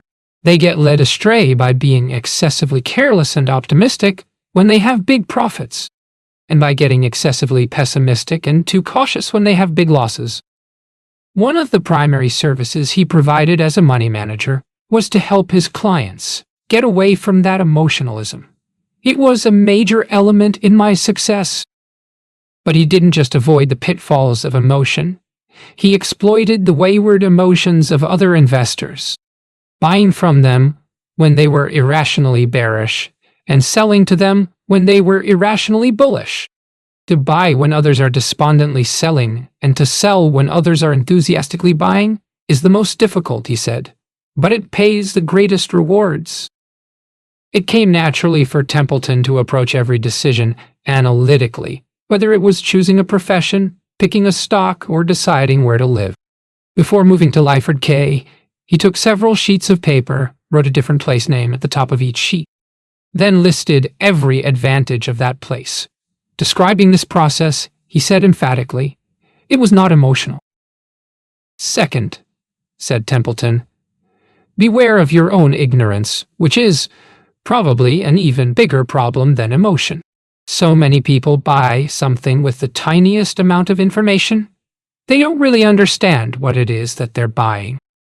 It pays to remember the simple fact that there are 2 sides in every investment transaction. The one with the greatest information is likely to come out ahead. It takes a huge amount of work and study and investigation." Templeton claimed that diligence had played a much greater role in his success than innate talent. He often spoke of his determination to give the extra ounce, to make the extra call, to schedule the extra meeting, to take the extra research trip. He was similarly dedicated to his lifelong program of continuous self-education. "As a young man," he said, "I searched for anything available in writing on the subject of investing, and I still do." Even in his 80s, he said, "I try to be more knowledgeable each year as an investor." Templeton argued that amateurs and professionals alike must avoid fooling themselves into believing that it's easy to build a strong investment record. Even with the professionals, not many of them turn out to produce superior results. So the way to invest is to say to yourself, "Do I have more experience and wisdom than the professionals?" And if you don't, then don't do it. Hire a professional. Don't be so egotistical that you think you'll do better than the experts. "Third," said Templeton, "you should diversify broadly to protect yourself from your own fallibility." By his calculation, he had made at least 500,000 investment decisions in his career. For many years, he kept a detailed record of the advice he'd given to clients on which stocks to buy or sell. This revealed an uncomfortable truth. About a third of his advice was the opposite of wisdom. Investing is so difficult, he concluded, that even the best investors should assume that they'll be right no more than 2/3 of the time, however hard they work. The moral: get your ego and your risk exposure under control. Don't put all your money with any one expert. Don't put all your money in any one industry or any one nation. Nobody is that smart.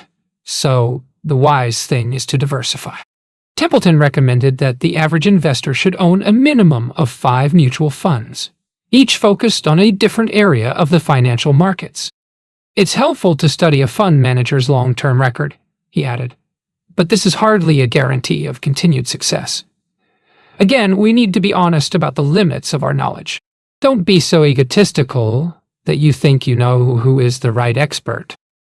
Fourth, said Templeton, successful investing requires patience.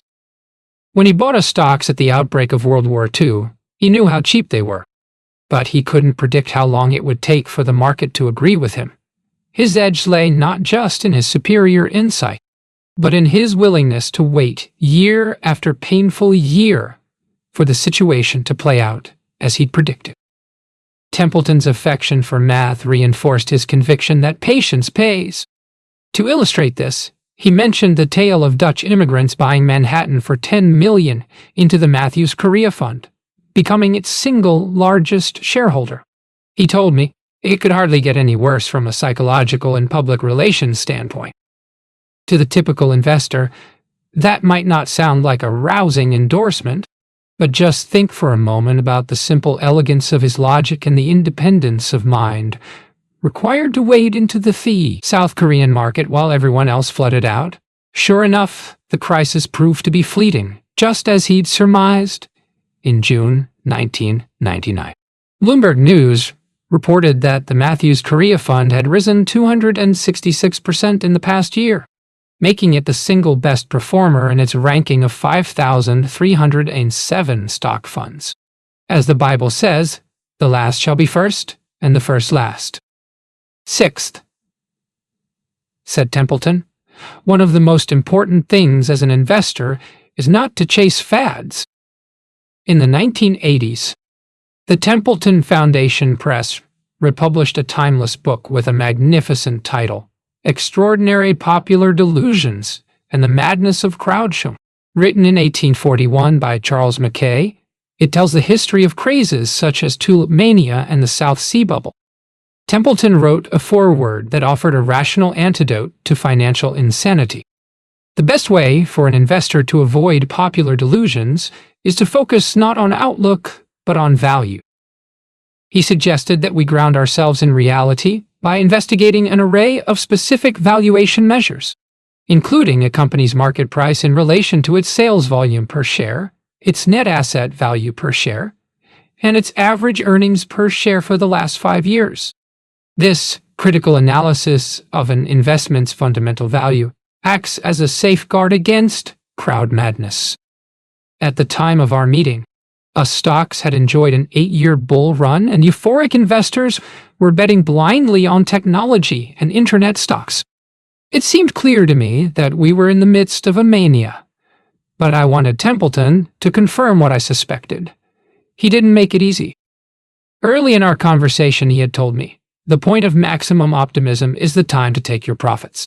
But when I asked him repeatedly if we'd reached that point, he evaded the question. Finally, he snapped, "Anybody is stupid to ask that question. Is that clear? Nobody ever knows when the point comes. Some experts are right a little more often than you might be. But still, it's a human failing to even put your mind on a question of which stock market is going to go up or down. There's never been anybody who knew that." I felt like I'd been smacked around the head. I understood his broader point that making market predictions is a mug's game. But he knew as well as anyone that many stocks were poised for pain because their valuations were unsustainable. It was impossible to predict when the music would stop, but the outcome was pretty predictable. In retrospect, I suspect he was mad at me for not taking sufficient interest in his philanthropic work, which he insisted was the real story.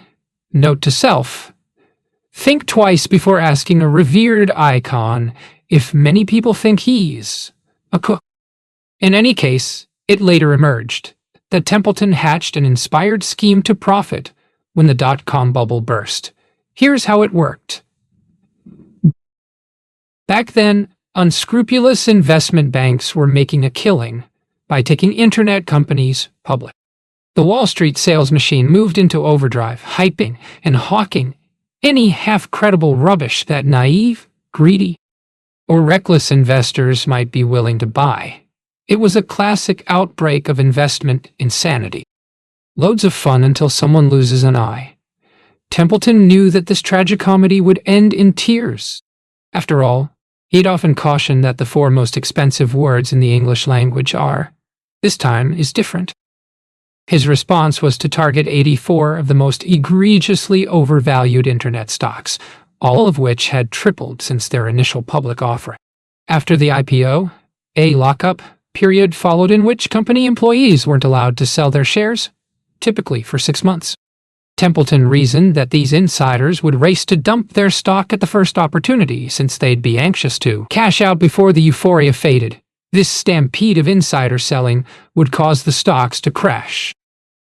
So Templeton sold short each of those 84 stocks, betting that they'd nosedive as soon as the lockup period expired. Warren Templeton, a money manager who is his great niece, has said that he placed a $185 million. Templeton's short-selling strategy worked like a dream. When the dot-com bubble burst in March 2000, he earned a profit of more than $90 million in months.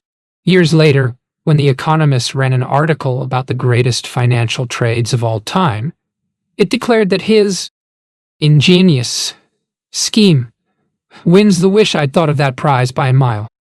It fills me with wonder that a man in his late 80s conjured up this glorious gambit. Best of all, there was an exquisite symmetry at play here. In 1939, he realized that the investment crowd had fallen for the illusion that the future offered nothing but misery and loss. In 1999, he realized that the investment crowd had fallen for the illusion that the future offered nothing but pleasure and profit. On both occasions, he trusted his superior judgment. In 1939, he bought a basket of stocks that the crowd hated. In 1999, he shorted a basket of stocks that the crowd adored. Two masterful investments, the mirror image of each other, separated by 6 decades. Master of his domain. Before we go any further, let me make a confession. The truth is, I didn't really like Sir John Templeton. Sure, I was excited to meet him and I was grateful for his time, but I saw in him a cold austerity that I found unnerving. In his book, Wisdom from World Religions, Pathways Toward Heaven on Earth, he wrote at length about virtues such as unlimited love, forgiveness, humility, and compassion. But the warm and generous side of his nature coexisted with a side that could seem stern and severe.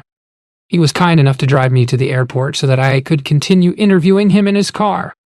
But after he left, I wrote a note to myself that captured my ambivalence about him. He's curiously dry, steely formal. Charming but tough, incredibly strong-willed. He claims to be open and listening, but he's dogmatic and extreme.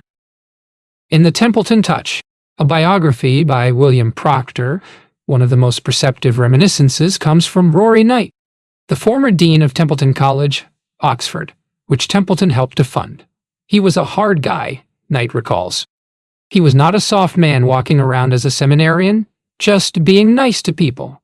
Oh, now, he was never rude to people, and he was an absolute gentleman. I would say, though, that he was demanding of people at all times in the best sense of that word. He brought out the best in people and set a hard expectation. To his credit, Templeton was especially demanding of himself. Take his attitude toward saving and spending. After my education, I had had absolutely no money, and so we deliberately saved 50 cents out of every dollar we earned. But he had no intention of relaxing his financial discipline, even when he was astronomically rich. While many of his peers favored private jets, he always insisted on flying coach. I've got a lot better ways to spend my money than to waste it by getting a bigger seat, he explained. I never thought it was wise to waste anything. When Templeton was a famous fund manager, his employees would chuckle about his habit of writing on scraps of used paper, which he stapled together to create makeshift notepads. Late in life, he relished saving money by driving an inexpensive Kia car from South Korea. Gary Moore, a friend of his who served as an advisor to religious investors, joked to me, John is what we call a Calvinist. He believes it's okay to make money so long as you don't enjoy it. Given his compulsive cheapness, it's no surprise that Templeton specialized in buying undervalued stocks. Distrustful of debt, he always paid cash for his cars and homes. He also claimed that his wartime bet was the only time he ever borrowed money to invest. During the Great Depression, he'd seen how easy it was for overextended people to come undone, and he regarded fiscal discipline as a moral virtue. As we were leaving his office, a stranger accosted him in the parking lot and asked for money to pay an electricity bill. Templeton handed him $50 in return for a promise that the man would never again ask him for money. In the car, he explained why this was his standard operating procedure. The type of person who runs out of money will keep on running out of money, and if he got it somewhere, he'll keep on going back there. Templeton's watchfulness over money also stemmed from his belief that we are merely temporary stewards of God's wealth.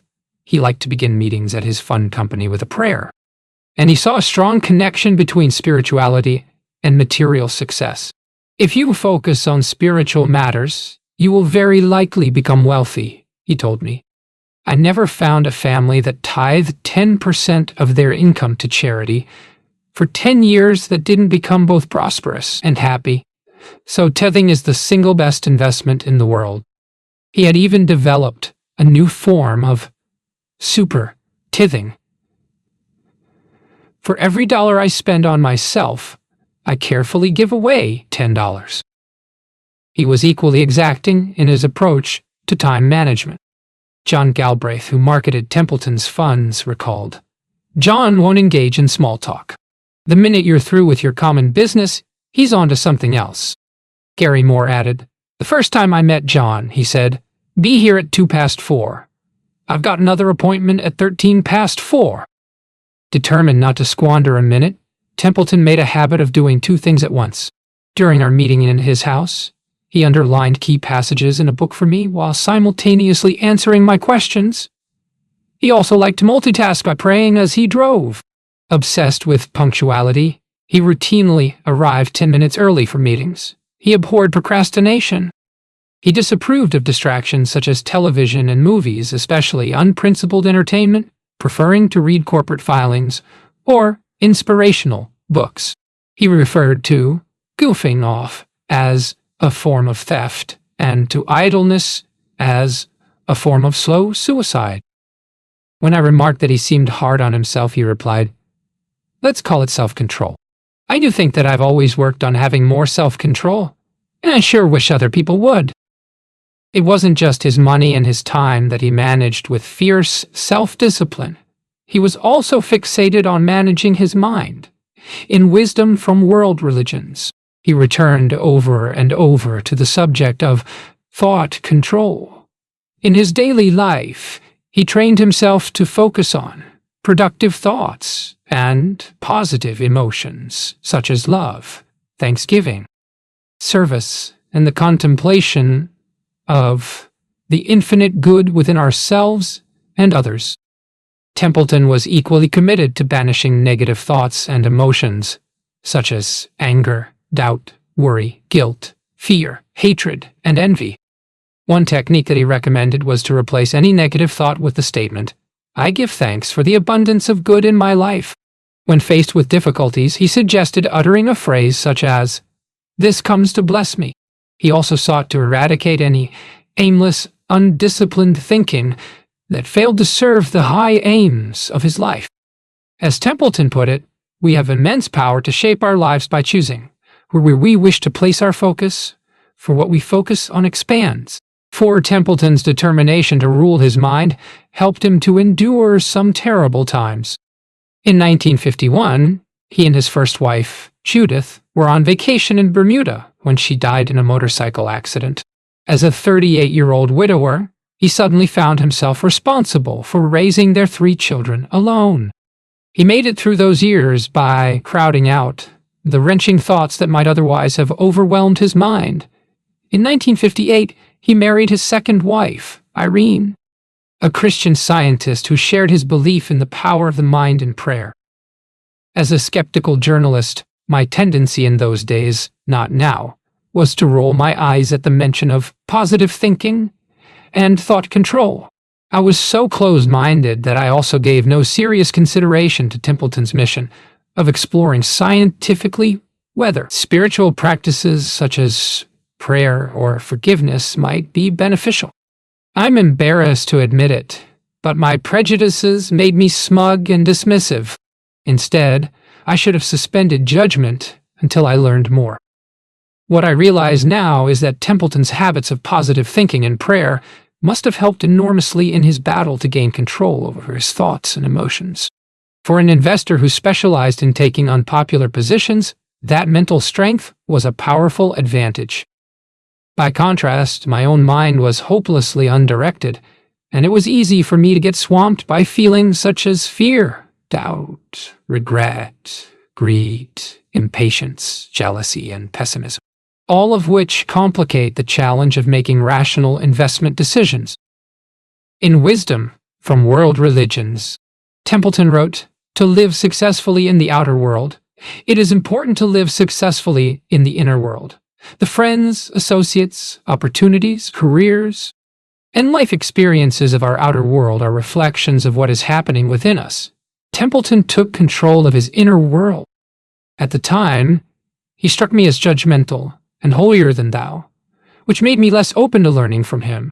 But 20 years later, I find myself awed by his inner strength and iron will, and I wish that I had half of his self-control. As I see it now, Templeton didn't just master the markets. He mastered himself. He took responsibility for every aspect of his life, including his time, money, health, thoughts, and emotions. This required extraordinary self-discipline. We don't often celebrate self-discipline. It's such an old-fashioned and fusty virtue, but Templeton triumphed by taking self-discipline to an extreme. As Pabrai learned from Munger, take a simple idea and take it seriously. There's so much in investing in life that we cannot control. Templeton couldn't be sure that the Allies would prevail in World War II. He could never have predicted that his first wife would die young, but he controlled what he could control. As an investor, that meant focusing with remorseless discipline on valuations, on gathering better information than his rivals possessed, on making fearlessly independent judgments with no concern for the tastes of the tribe. It also meant doing everything in his power to maintain his mental.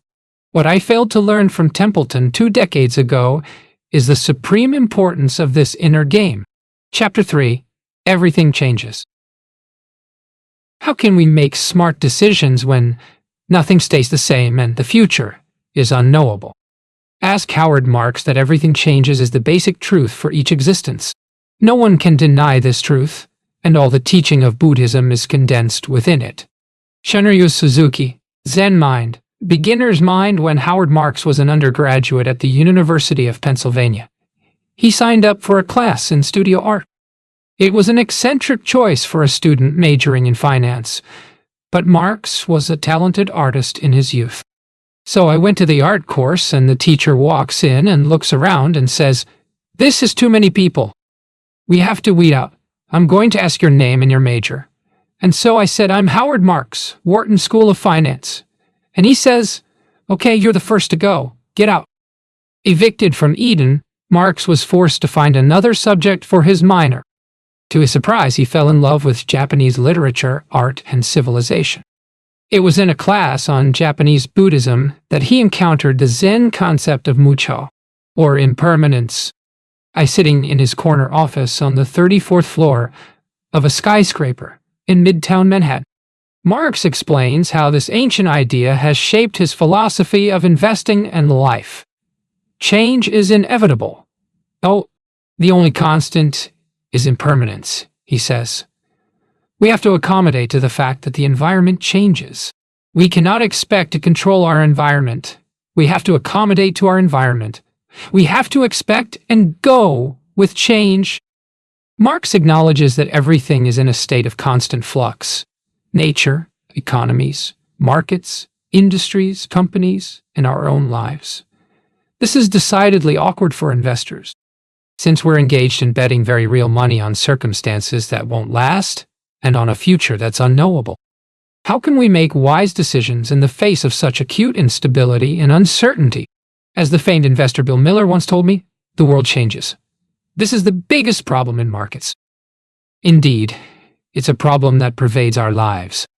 The French philosopher Michel de Montaigne wrote, "We and our judgment, and all mortal things go on, flowing and rolling unceasingly. Thus nothing certain can be established about one thing by another, both the judging and the judged being in continual change." A prominent French investor, François-Marie Wojcik, was jubilant when I read him these lines, which Montaigne penned in the 1570s, wary of overestimating his own or anybody else's judgment in a constantly changing world where nothing certain can be established. Wojcik remarks, "I have three principles: doubt, doubt, and doubt." The problem of transience, which lies at the heart of Buddhist teaching, has long preoccupied the most thoughtful investors. Roe Price, founder of the Baltimore-based investment firm that bears his name, wrote an essay in 1937 titled "Change: The Investor's Only Certainty." Struggling to assess the geopolitical perils of his time, Price mentioned Hitler's rise to power, then ventured a prediction that Germany will acquire territory, preferably through peaceful means. 2 years later, Hitler invaded Poland, plunging the world into 6 years of war. Everything changed, but not in ways that Price or anyone else could predict with any precision. Marx was born in 1946, a few months after the war ended, and grew up in Queens, New York. At a time when the pace of change seemed to him relatively slow and benign, comic books cost a dime for my entire youth, he recalls. We all thought that the world was a stable place, and that events played out against an unchanging backdrop. Now it's clear that the world is changing all the time, unpredictably at incredible speed.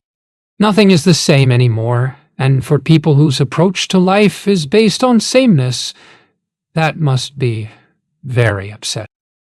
In the world of business, sameness and stability are not an option. Companies rise and fall, locked in a Darwinian struggle for supremacy and survival. And industry after industry is disrupted by technological innovation. Time Inc., where I spent much of my career as a journalist, recently ceased to exist after decades as the world's dominant magazine publisher. When I joined in the 1990s, the firm was known as the Velvet Coffin, a resting place so rich and plush that we might never get out alive. In 2018, Time Inc. became a feeble unit within the Meredith Corporation, which made its hay with magazines such as Successful Farming and Fruit, Garden and Home. Meredith broke up the company like a junkyard car and sold the parts for scrap. As investors, we long for definitive answers to complex questions about the future. Will the stock market rise or fall? Will the economy thrive or flounder? Marx points out that investing consists entirely of divining the future. In analyzing any asset, we must figure out what price to pay today, given our expectations of future profits and valuations. Likewise, in other areas of life, we have to deal with the future. We have to make decisions on where to live, what job to take, who to marry, and how many kids to have. But if everything is changing faster than ever and tomorrow may look nothing like today, how can we position ourselves adroitly for what lies ahead? Most people make their investment decisions and life decisions on the basis of an unreliable hodgepodge of half-baked logic, biases, hunches, emotion, and vague fantasies or fears about the future. I've moved countries several times without truly thinking it through, largely driven by whims or frustration. By contrast, Marx is a master of disciplined and dispassionate thinking, a skill that has made him one of the undisputed giants of the investment world, as co-chairman of Oaktree Capital Management. He oversees about $2 billion. He used to own a 52.5 million pad in Manhattan. But ideas, not money, are his drug of choice. Above all, Marx is an original thinker, a man captivated by subjects such as risk, randomness, cyclicality, the psychology of investing, and the threat of what he calls improbable disasters. Marx oversees Oaktree's investment strategy, but he structured his job so that none of the firm's 950 or so employees report to him. He has also handed off all day-to-day responsibilities for selecting individual investments, leaving himself free to read, think, and write. His memos, which he has penned for more than a quarter of a century, provide a priceless trove of financial wisdom. Warren Buffett once wrote, "When I see memos from Howard Marks in my mail, they are the first thing I open and read. I always learn something." Marx turned his memos into an indispensable book, The Most Important Thing, Uncommon Sense for the Thoughtful Investor. In person, he has the air of an unusually brilliant professor, peppering his speech with phrases such as, "The rebuttable presumption has to be, and in my myth of myself." During our conversations, he naturally assumes the role of a teacher, pausing to draw a graph or to read from his well-thumbed copies of esoteric books, such as C. Jackson Grayson's Decisions Under Uncertainty, Drilling Decisions by Oil and Gas Operators. One of his greatest pleasures, says Marx, is sharing ideas and having people respond. That was helpful. I never thought of that. To my mind, nobody in the investment world has thought more helpfully about what we can and cannot know, and how to prepare for the future, instead of fooling ourselves into believing we can predict it. Faced with the challenge of making rational decisions, I'm sometimes tempted to throw up my hands in dismay. How can I possibly figure out a smart course of action, given the overwhelming complexity of the forces at play and how little control I have over the outcome? But Marx, whom I regard as a philosopher king of finance, provides a set of profound insights and practical strategies that can help us immeasurably to navigate through the fog. First, be lucky. Second, be humble. In a world where nothing is stable or dependable, and almost anything can happen, the first rule of the road is to be honest with ourselves about our limitations and vulnerabilities. As the Athenian playwright Euripides warned nearly 2,500 years ago, how can you think yourself a great man when the first accident that comes along can wipe you out completely? Montaigne, one of the wisest of men. Marx, who is keenly aware of the dangers of pride and arrogance, has decorated one wall of his office with a centuries-old painting of wooden sailing ships tossed around by terrifying waves. He bought it in 2001, at a time when foolhardy speculators had been dashed mercilessly against the rocks by the dot-com crash. The painting offers a disconcerting reminder that none of us is immune to the destructive power of forces that are bigger than us and beyond our control. A lesson we learned again in 2020 when, out of nowhere, a virus cast the whole world into chaos. Absolutely nobody had a pandemic on their radar screen, and then it turns out to be the defining event of our lives. Says Marx, that in itself should convince us that we don't know what's going to happen. Sometimes we don't even know what could happen.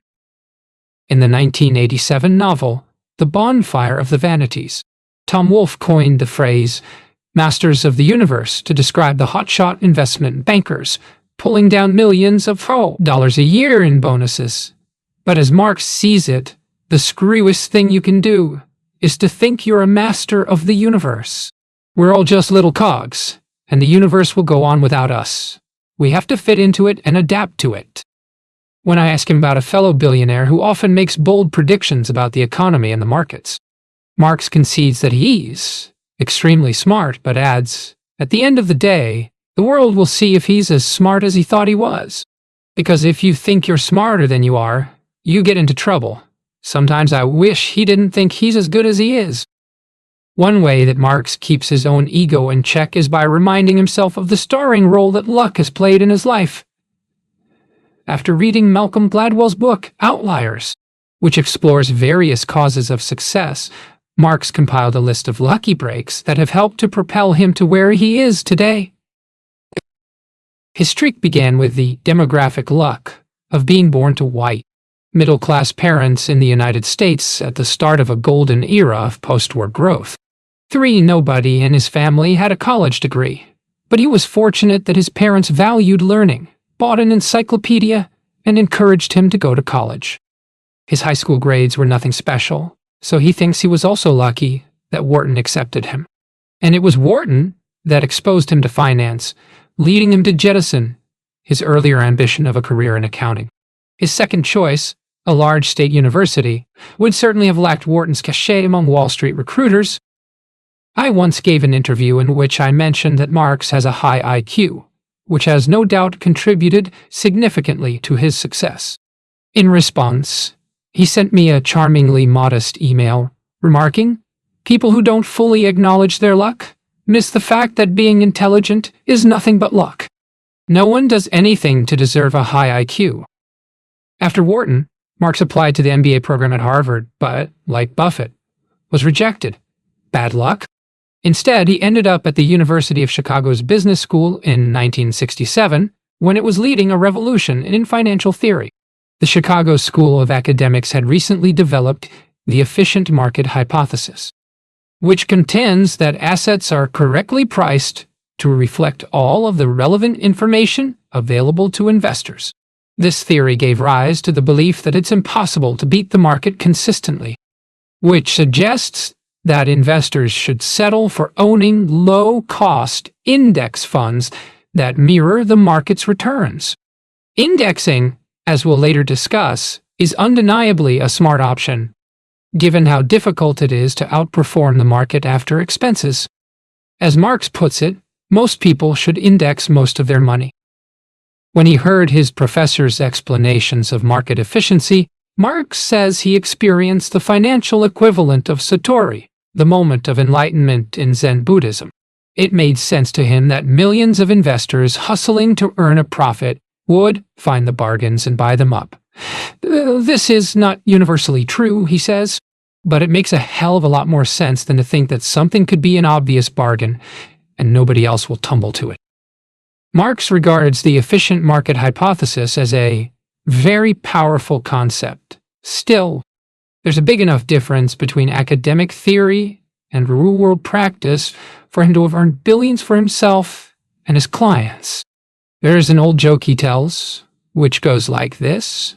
A professor of finance and a student are strolling across the Chicago campus. The student stops and exclaims, "Look, there's a $5 bill on the ground." The professor replies, "It can't be a $5 bill or someone else would have picked it up already." The professor walks away, so the student picks up the money and buys himself a beer. Appropriately, Marx keeps in his wallet a folded $5 million. For $200 a week, I started on January 2nd or 3rd of 1975, which was the low point of the equity market for the century. Except for the Great Depression, Price told me, no one in the U.S. wanted to buy stocks. So I was lucky enough to get with a terrific value investor who'd been in the business for 40 years at the low point of the modern bull market when they were giving away stocks in America. So there was almost no way I could fail. Over the next 2 decades, assets in the company's mutual funds grew to around $600 million. It also helps if, like Marx and Price, you stumble into an opportunity that happens to suit your talents and temperament. Debt fits my personality, says Marx, because you have a promise of repayment when the bond matures, plus a promise of annual interest payments. If the debt is repaid, you know in advance what your return will be, because it's spelled out contractually. The key is to avoid getting saddled with bad loans, so the first question to ask is whether the borrower is creditworthy. The second question is whether the borrower's assets are sufficiently valuable, since the creditor will have a senior claim against those assets if the debt isn't repaid. I think these questions are answerable, says Marx. In an uncertain world where so many questions are unanswerable, bonds offer a comforting measure of predictability and control. Bonds are also less risky than stocks, which is reassuring for a natural-born worrier. What would have happened if his boss had given him a less appropriate assignment, such as running a venture capital fund? That would have been terrible for me, says Marx. In venture capital, you've got to be a dreamer and a futurist.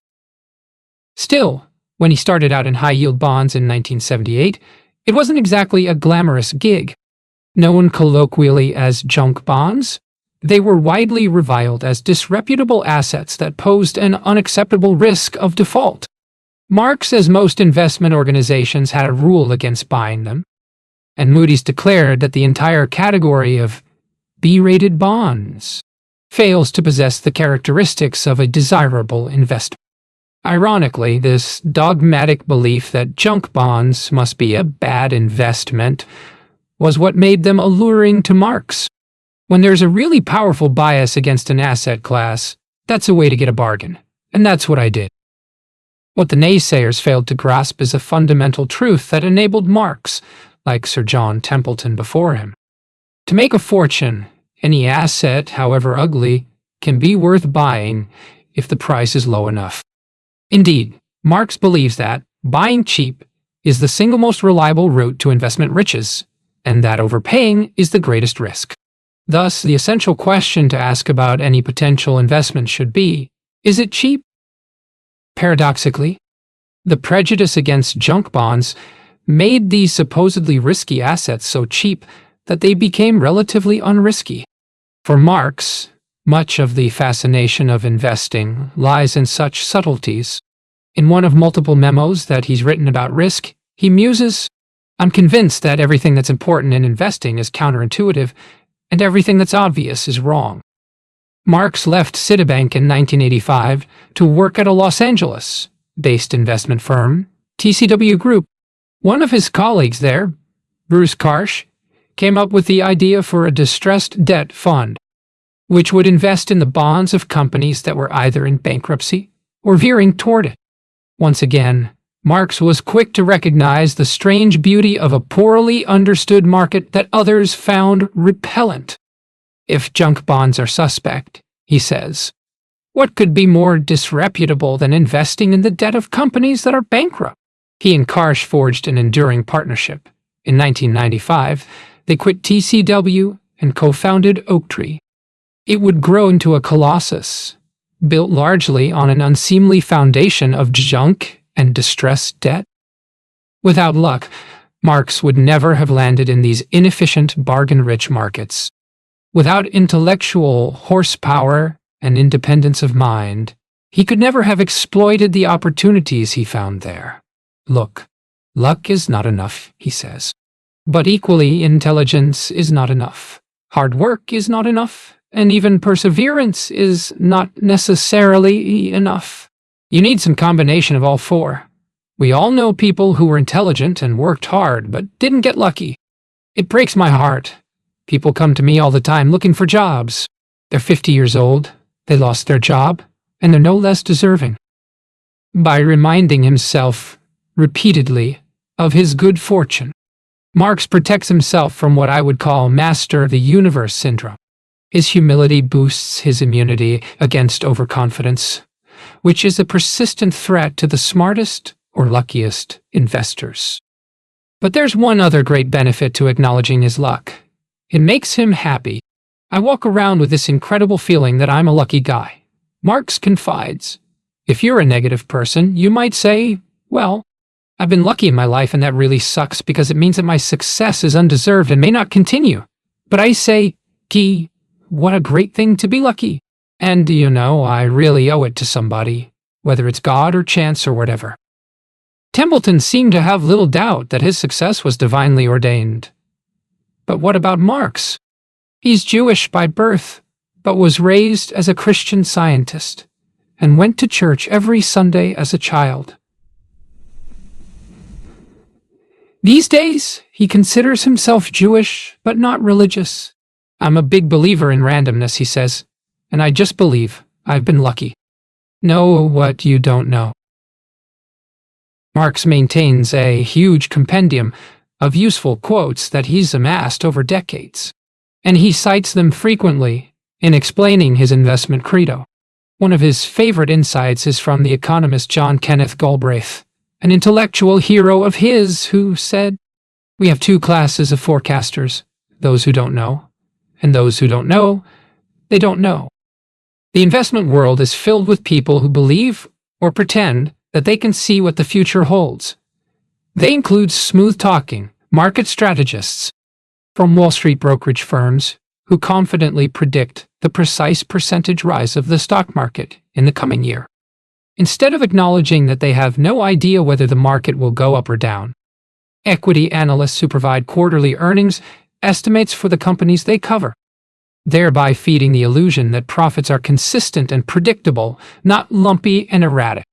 Managers of macro hedge funds who place aggressive wagers on swings in currencies, interest rates, and anything else that moves.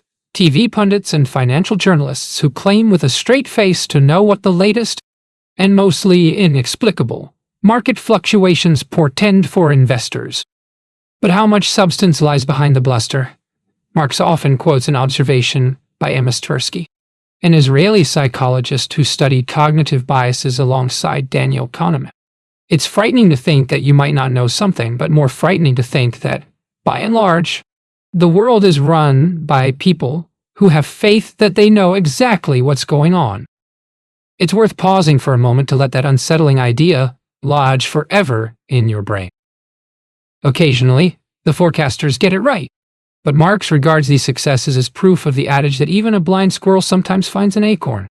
That said, he acknowledges a small number of legitimate exceptions. Investors such as George Soros and Stanley Druckenmiller, who have repeatedly defied the odds by betting successfully on their macroeconomic predictions. There are all these ways that I think you can't be a good investor, such as forecasting the future and making huge bets on the basis of those forecasts, says Marx. But certain individuals have proved him wrong, because what you mustn't overlook is the human ingredient. Nonetheless, Marx himself is a staunch member of what he calls the, school of thought. As he sees it, the future is influenced by an almost infinite number of factors, and then so much randomness is involved that it's impossible to predict future events with any consistency. Recognizing that we can't forecast the future might sound like a disheartening admission of weakness. In reality, it's a tremendous advantage to acknowledge our limitations and operate within the boundaries of what's possible. Out of weakness comes strength. How does this awareness of his limitations liberate Marx from useless or harmful? For a start, he doesn't squander any time attempting to forecast interest rates, inflation, or the pace of economic growth. Following his example, neither should we. If Marx can't forecast such things, I'm fairly confident that I can't do it either. Unlike many of its rivals, Oaktree doesn't even have an in-house economist, and the firm doesn't invite outside experts to read the macroeconomic tea leaves. Marx also eschews the idea of timing the market, given the impossibility of repeatedly predicting the right moments to jump in and out. He noted in one of his earliest memos that the average annual return for stocks from 1926 to 1987 was 9.44%. But if you had gone to cash and missed the best 50 of those 744 months, you would have missed all of the return. This tells me that attempts at market timing are a source of risk, not protection. For Oaktree also tries to avoid what Marx describes as future-oriented investments, which rules out seductive assets such as tech stocks, purveyors of fashion items, and anything that reeks of faddishness. Early in his career, his department at Citibank was an exuberant cheerleader for one of the most infamous of fads, the Nifty 50, a group of high-octane growth stocks such as Xerox Corp., Avon Products, and Polaroid Corp., which reached head-spinning valuations before collapsing in 1973-74. That experience left him with a permanent distrust for fantasies of never-ending growth projected into a distant, joyous future. One of our conversations took place in 2017, during a heady period when Marx saw a similar outbreak of investment euphoria over the FANGs, Facebook, Amazon, Netflix, and Alphabet, formerly Google. People are acting like there's no limit to their success and no price is too high, he warned. Historically, that's been dangerous in most cases. Trees have never grown to the sky. They may someday. I'm not going to bet on it. If his habitual skepticism means missing out on an occasional exception to the laws of gravity, that's fine by him. Marx prefers to remain tethered to the ground by focusing on reasonable propositions, where the price of a specific security is low relative to its intrinsic value. It's easy to invest in dreams, he says. The challenge is to discern value in what's tangible today. Any investor who hopes to achieve enduring success should internalize this fundamental idea of buying assets below their value. As we've seen, this is a common thread that unites everyone from Buffett to Pabrai, Templeton to Marx. When analyzing any asset, what Marx wants to know above all is the amount of optimism that's in the price. With the FANGs, there's a lot of optimism. Too much? Who knows? Will one of them become the world's first perpetual motion machine? The first company that A, doesn't stumble, and B, is not subject to disruption? I don't know. This combustible mixture of unknowability and rampant optimism is enough to scare him off. Not because he knows precisely what will happen, but because the probability of disappointment is too high. In the months after our discussion, the FANGs continued to soar. But Marx is able to watch without regret when others hit the jackpot with what he regards as ill-advised bets. An incorrigible hoarder of wisdom, he has kept an old fortune cookie that says, "The cautious seldom err or write great poetry." He's comfortable with a prosaic approach that reduces the likelihood of catastrophic error. You have to do what's appropriate for your makeup. That's very important. When I ask about his most damaging investment mistakes, he replies, "I don't remember ever making a big mistake of commission, just omission." In retrospect, Marx concedes that not owning Amazon was a mistake of omission. But it was not a mistake to take a generally cautious approach at a time when there was too much confidence, too little risk aversion, too much capital trying to find a home, and too much use of leverage. Those signs of excess led Oaktree to invest with heightened caution for several years. Finally, in March 2020, the 11-year bull market ended when mounting terror over COVID-19 led the S&P 500 to plunge by 33.9% in less than a month. Nobody could have predicted that a virus believed to have jumped from bats to humans in Wuhan would catalyze the quickest market meltdown in US history. But if the market is precarious, you don't have to know what the catalyst will be, says Marx. You only have to know that there's a vulnerability. As the virus spread, the mood among investors flipped from, "I can't imagine what can go wrong," to, "I can't imagine what can go right." Their pessimism wasn't unfounded. As Marx told me in 2020, this is a time when people are afraid of dying.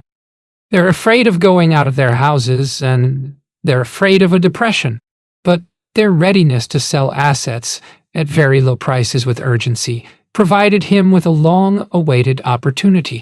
Amid the panic, Oaktree invested a couple of $1 billion, snapping up high-yield bonds that offered a vast reward. The future had seldom seemed more unknowable or less inviting. Yet the investment risks had actually diminished. As Marx saw it, the odds switched from precarious to propitious, for the simple reason that things got cheap enough. The market then confounded expectations once more by staging the fastest rebound since the 1930s. So Marx recalibrated again, returning to a defensive posture as surging optimism caused the supply of bargains to dry up. His detached and unemotional behavior reflected perfectly the fundamental investment lesson he had drawn from Buddhism. Remember, we have to accommodate to the fact that the environment changes. Find order within chaos. When I was in high school, I took an English literature exam that posed an unusually profound question. The novelist Henry James wrote that life is all inclusion and confusion. As a writer, I love this idea that the artist's mission is to find order within the all-inclusive confusion and muddle of life. James likened this search for hidden structure to a suspicious dog's efforts to sniff out some buried bone. The investor faces a similar challenge. Life is endlessly confusing and complicated. But what if we could detect some underlying patterns within that infinitely complex web? Then we might have more success in figuring out what the future has in store for us. Marx has a rare gift for identifying cyclical patterns that have occurred again and again in financial markets. Once we understand these patterns, we can avoid being blindsided by them and can even profit from them. It's very helpful, Marx tells me, to view the world as behaving cyclically and oscillating, rather than going in some straight line. He believes that almost everything is cyclical. For example, the economy expands and contracts, consumer spending waxes and wanes, corporate profitability rises and falls. The availability of credit eases and tightens, asset valuations soar and sink. Instead of continuing unabated in one direction, all of these phenomena eventually reverse course. He compares these patterns to the swinging of a pendulum, from one extreme to the other. The financial markets are the perfect laboratory for the study of cyclicality because they're driven by investor psychology, which veers perennially between euphoria and despondency, greed and fear, credulousness and skepticism, complacency and terror. Humans get carried away, so the trend always overshoots in one direction or the other. But Marx operates on the assumption that the cycle will eventually self-correct, and the pendulum will swing back in the opposite direction. The future may be unpredictable, but this recurring process of boom and bust is remarkably predictable. Once we recognize this underlying pattern, we're no longer flying blind. The problem is, most investors act as if the latest market trend will continue indefinitely. Behavioral economists use the term recency bias to describe the cognitive glitch that leads us to overweight the importance of our recent experiences. Marx notes that the human mind also has a treacherous tendency to suppress painful memories. If this weren't the case, I'm guessing that my wife wouldn't have been willing to endure more than one pregnancy. And I'm not sure how many writers could muster the strength to keep returning to the blank screen.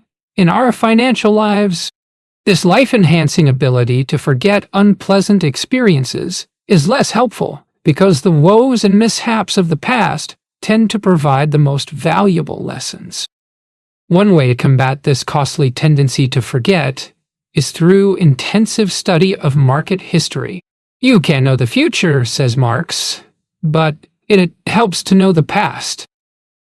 He pulls from a bookshelf his inscribed copy of Galbraith's book, A Short History of Financial Euphoria, and reads me his single favorite piece of financial writing, which explores the causes of market euphoria. The first is the extreme brevity of the financial memory. In consequence, financial disaster is quickly forgotten.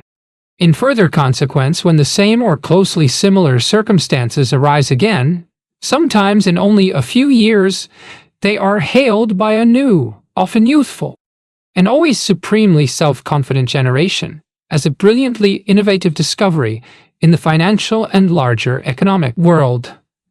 There can be few fields of human endeavor in which history counts for so little as in the world of finance. Past experience, to the extent that it is part of memory at all, is dismissed as the primitive refuge of those who do not have the insight to appreciate the incredible wonders of the present. Watching the meteoric rise in the price of Bitcoin in 2017, Marx wondered if this was just the latest in a long history of incredible wonders that would prove less than wondrous. Likewise, he could never bring himself to bet that thrilling stocks such as Tesla and Netflix would continue to soar to infinity and beyond. When things or people are successful, it usually brings in hubris, overexpansion, a belief that we can't miss, which is very dangerous.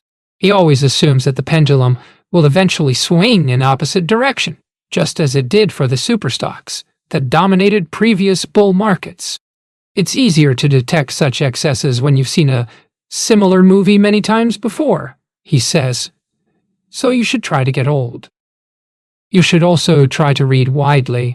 François-Marie Wojcik, the doubt-filled French investor I mentioned earlier, showed me an 1891 novel by Émile Zola, L'Argent, Money, which depicts a speculative frenzy on the Paris Stock Exchange in the 1860s. Zola provides an oddly familiar account of a disastrous bubble that ends in a banking collapse, even detailing how popular infatuation drives a stock beyond its maximum value to a point where it will inevitably fall. For Wojcik, a passionate student of history, Zola's novel provides an early example of these permanent patterns of wayward crowd behavior. Individually, we're smart, says Wojcik. Collectively, we're stupid. As a precaution, he stress tests his opinions constantly in order to reaffirm or dismantle his convictions. I need to say, Francois, are you sure about this investment this morning? Let me check again. He has a wonderful French phrase to describe his neurotically watchful mindset. Toujours rester en éveil. Always stay awake. Marx, too, never lets down his guard. Most investors grow complacent when times are good. If anything, his vigilance intensifies because he knows that everything changes, that the pendulum will not stop at one end of its arc, that cycles eventually prevail. As Marx explains, the risk is highest when risk tolerance is most extreme, a paradox that he calls the perversity of risk. Marx spends much of his time analyzing the mood and behavior of other financial players, looking to deduce where the markets stand in their cycle. He's particularly proud of a memo he wrote in 1927, a year before the financial crisis, that identified a slew of danger signs. These included idiotically loose lending standards for mortgages in the United States and the UK, a carefree willingness to finance undeserving companies, and a readiness to invest in risky bonds without covenant protections. Writing for emphasis in bold letters, he cautioned that times of laxness have always been followed eventually by corrections in which penalties are imposed. One way that Marx gauges the current investment environment is by gathering vignettes about stupid deals that are getting done. For example, in 2017, Argentina issued a 100-year bond with an annual yield of 9%. It was vastly oversubscribed, even though Argentina had defaulted on its debt 8 times in 200 years. Most recently, in 2014, it seemed a fine example of what Samuel Johnson called the triumph of hope over experience. Sure enough, when I interviewed Marx in 2020, he noted that Argentina had just defaulted for the 9th time. The symptoms of stupidity, overconfidence, greed, and low standards were particularly glaring in the run-up to the global financial crisis. Marx and his partner, Karsh, would compare notes and exclaim, "Look at this piece of crap. A deal like this shouldn't be able to get done. And the fact that it can get done means there's something wrong in the market." Such observations give Marx an impressionistic view of the market, not a numerical one. All my processes are intuitive, instinctual, gut, he says. I just try to develop a sense. What's really going on in the world? And what are the important inferences from what you can observe?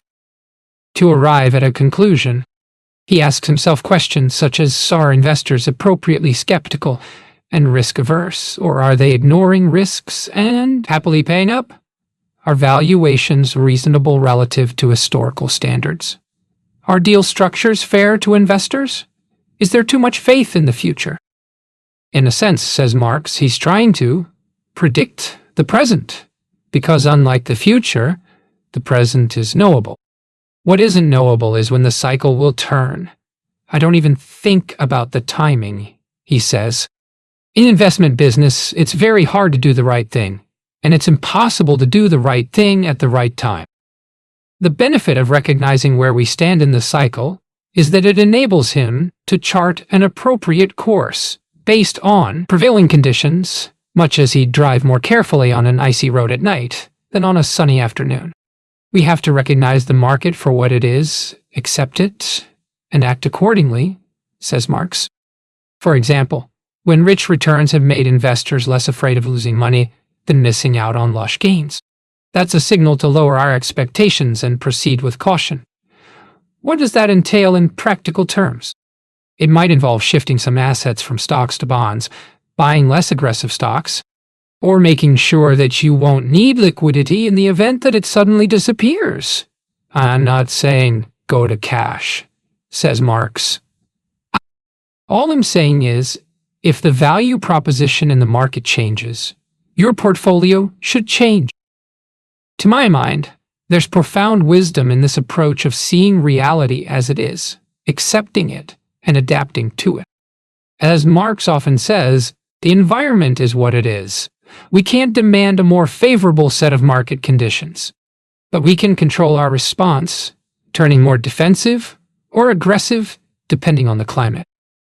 This go-with-the-flow attitude grows directly out of the teachings on impermanence that Marx had studied at college. You know change is going to occur despite your attempts to resist it, he says. I think it should make you ease up and say, I'm not going to try to control the future. I'm not going to know the future. I'm going to try to prepare for an uncertain future. Investors often land themselves in trouble when there's a disconnect between their environment and their behavior, when they ignore or reject reality. In a 2006 memo, Marx quoted the ancient Taoist philosopher Lao Tzu. To be strong, you have to be like water. If there are no obstacles, it flows. If there is an obstacle, it stops. If a dam is broken, then it flows further. If a vessel is square, then it has a square form. If a vessel is round, then it has a round form. Because it is so soft and flexible, it is the most necessary and the strongest thing. For an investor, too, it's a strength to be like water, adjusting to whatever we encounter. It sounds so simple, but human nature conspires to make it difficult. Almost all of us are swayed by the mood of the crowd, and we struggle most to act rationally in extreme situations when the stakes are highest. When markets crashed in 2008, the investment herd panicked, as it always does. Celebration turned to horror as cyclicality reasserted itself with a vengeance. How did Marx respond? He provided a master class in assessing and reacting to his environment with clear-eyed logic, and he led his company to pull off the investment coup of a lifetime.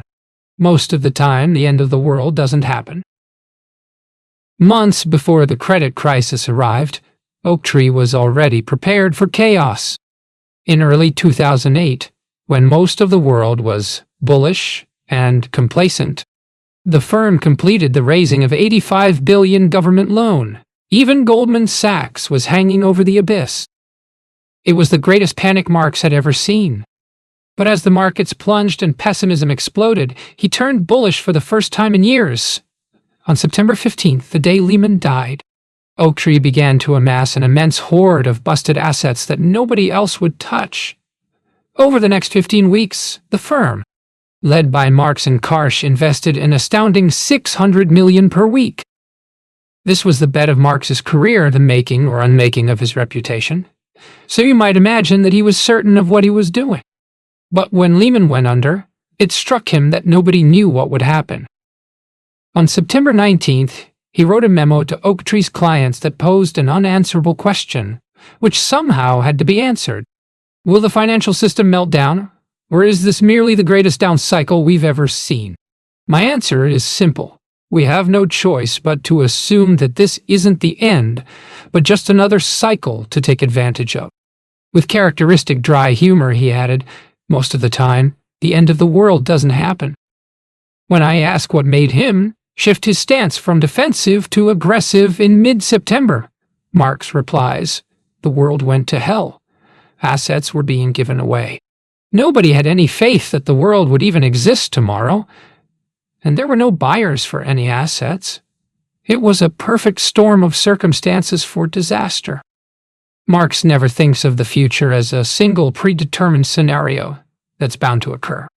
He views it instead as a distribution of different possibilities. His standard approach is to assign probabilities to each of these alternative futures. But in this case, the uncertainty was so extreme that there was no point even trying to assign probabilities for the array of possible outcomes. He found it more helpful to simplify his decision-making by thinking of the situation in binary terms. I think you can reduce it to either the world ends or it doesn't. And if it doesn't end and we didn't buy, then we didn't do our job. That made it awfully straightforward. But as the markets continued to crash and financial pillars crumbled, few people agreed with him. Some of the best investors he knows were just shell-shocked. They were saying, it's going to melt down. Marx knew how close we were to the edge. He could envision outcomes in which dominoes kept falling, and we ended up with mass unemployment and societal disaster. How bad is bad? You can't say what the worst case could be. Anarchy, riots, starvation. Then, in mid-October, he had an unforgettable experience that strengthened his contrarian conviction. One of Oaktree's funds made leveraged investments in high-yield debt, borrowing so that it could bet $100 million investment in Pierre Foods, which it bought out of bankruptcy in 2008. Reborn as Advanced Pierre Foods, it became a nationwide leader in packaged sandwiches and was acquired by Tyson Foods in 2017. Oaktree made it about $10 billion in the depths of the crisis. Marx estimates the gains from those investments at $9 billion, the biggest windfall in the company's history. As its largest shareholders, nobody profited more than Marx and Karsh. But there was also the sheer pleasure of outthinking others and being right. As Marx says, we have bet and we have won. The question is, do you push the limits? In our conversations and in his writings, Marx returns repeatedly to a handful of themes that have obsessed him for decades. As I see it, 5 critical ideas come up again and again. The importance of admitting that we can't predict or control the future. The benefits of studying the patterns of the past and using them as a rough guide to what could happen next. The inevitability that cycles will reverse and reckless excess will be punished. The possibility of turning cyclicality to our advantage by behaving countercyclically. The need for humility, skepticism, and prudence in order to achieve long-term financial success in an uncertain world. Life is so complex that it's useful to internalize a small core of simple and robust insights that can lend order to our diffuse thinking. All 5 of these ideas have tremendous utility for any investor looking to navigate the unknowable future. But in synthesizing what I've learned from Marx, I can't help thinking that one lesson in particular has such far-reaching implications that I need to make it central to my view of the world. For me, that tenet is the one he learned at college more than 50 years ago. Everything is impermanent. The financial markets provide us with many examples of this Buddhist teaching. The Asian economic miracle was followed by the Asian financial crisis of 1997. The dot-com mania of the late 1990s was followed by the crash of 2000. The housing bubble was followed by the credit crisis, which was followed by an epic bull market that began in 2009. Then, in 2020, the market dropped 34% in 23 days before surging almost 40% in the weeks that followed. If the Buddha had been a hedge fund manager, he might have pointed out that change itself is not ultimately the problem. Rather, we doom ourselves to suffer, both in investing and life, when we expect or yearn for things to stay the same. The real problem is this habit of clinging to or relying on what cannot last. As Buddhism teaches, we need to acknowledge the transience of all worldly phenomena so we won't be surprised or dismayed when change occurs. Shunryu Suzuki said, "If we cannot accept this teaching that everything changes, we cannot be in composure." Financially, the inevitability of change has important implications. For a start, we need to acknowledge that the current economic climate and market trajectory are temporary phenomena, just like everything else. So, we should avoid positioning ourselves in such a way that we're dependent on their continuing along the same path. As Marx notes, investors repeatedly make the mistake of overestimating the longevity of the market's upswings and downturns. They forget that nothing lasts forever. Likewise, many homebuyers ruined themselves during the financial crisis by taking on too much debt in the belief that house prices would continue to rise from here to eternity. The moral? Never bet the farm against the inexorable forces of change. The recognition that all things are transient can fill you with a destabilizing sense that your life and everything you cherish is hopelessly precarious. It's tempting to live in denial, but it's prudent to acknowledge that we're skating on thin ice and can never be sure when it might crack. This awareness doesn't mean that we should hide at home forever, or that we should sit permanently on cash, refusing to take any risk. Both in markets and life, the goal isn't to embrace risk or eschew it, but to bear it intelligently while never forgetting the possibility of an unpleasant outcome. It's not an easy balance to achieve. In the darkest days of 2008, Marx had to keep reminding himself to resist his tendency to worry. If I overdo it, then I'm not doing my job for my clients because they didn't hire me to be a chicken. They want me to be a safe investor, but not a chicken. When taken too far, he adds, risk avoidance condemns you to return avoidance. Fortunately, we're not powerless in the face of change. There are many ways to make ourselves less vulnerable.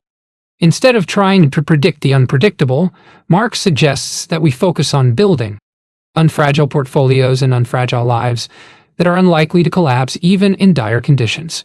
6. What does that mean for regular investors? Avoid a lot of debt and leverage, and don't let your dreams of a bonanza lead you to expose yourself to the possibility of a catastrophe, he says. Not trying to maximize is an important component in preparing for what life may throw at you. And that's true in investing and living. So the question is, do you push the limits? That question applies not just to investing, but to spending. Financial independence doesn't come from making or having a lot of money, says Marx. You know what it comes from? Spending less than you make, living within your means. It's important to know that your anti-fragility comes from the extent to which you are not at the limit.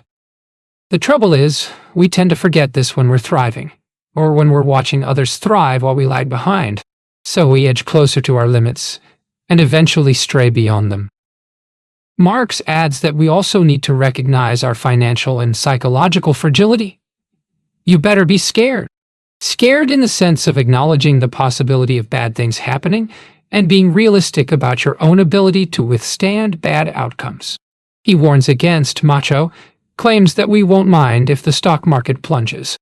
What normally happens when it goes down a third is that people panic and they sell, and they turn that downward fluctuation into a permanent loss, which is the worst thing you can do.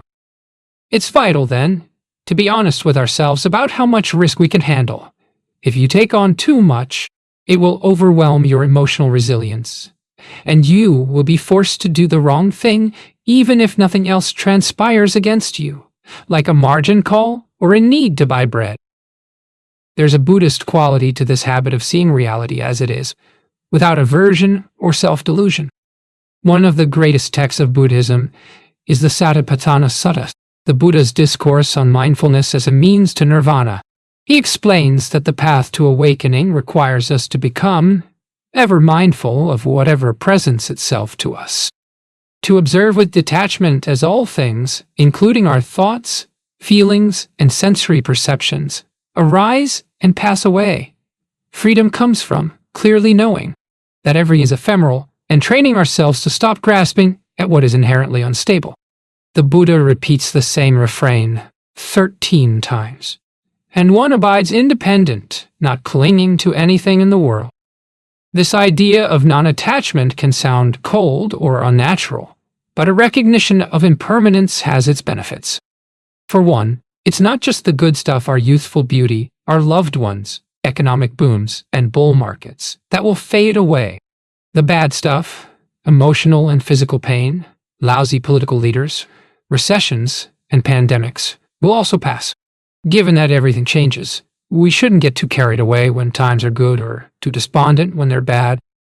A sense of impermanence can also inspire us to value and nurture our relationships, since we don't know how long any of us will be here, and to live more fully now. In his book, The Science of Enlightenment, Shinzen Young writes of learning to experience the world with radical fullness by focusing on every moment with extraordinary concentration, sensory clarity, and equanimity. You can dramatically extend life, not by multiplying the number of your years, but by expanding the fullness of your moments. 7 now, in his 70s, Marx has a keen sense of his own impermanence. His father lived to 101, so he may have inherited a genetic edge. Even so, he knows that the odds are against his being immortal. At this stage of life, he reflects increasingly on whether he's conducted himself admirably. Not least in the way he's treated colleagues and clients. What you accomplish in life is not the only important thing. It's also important how you do it, he says. Maybe I'm insecure, but to me, it's very important that I'm acknowledged to have led a good life. He delights in Oaktree's returns, but he's also proud of its reputation for integrity and of its relationship with his co-founder, Karsh. Marx says they've never argued in 3 decades of working together.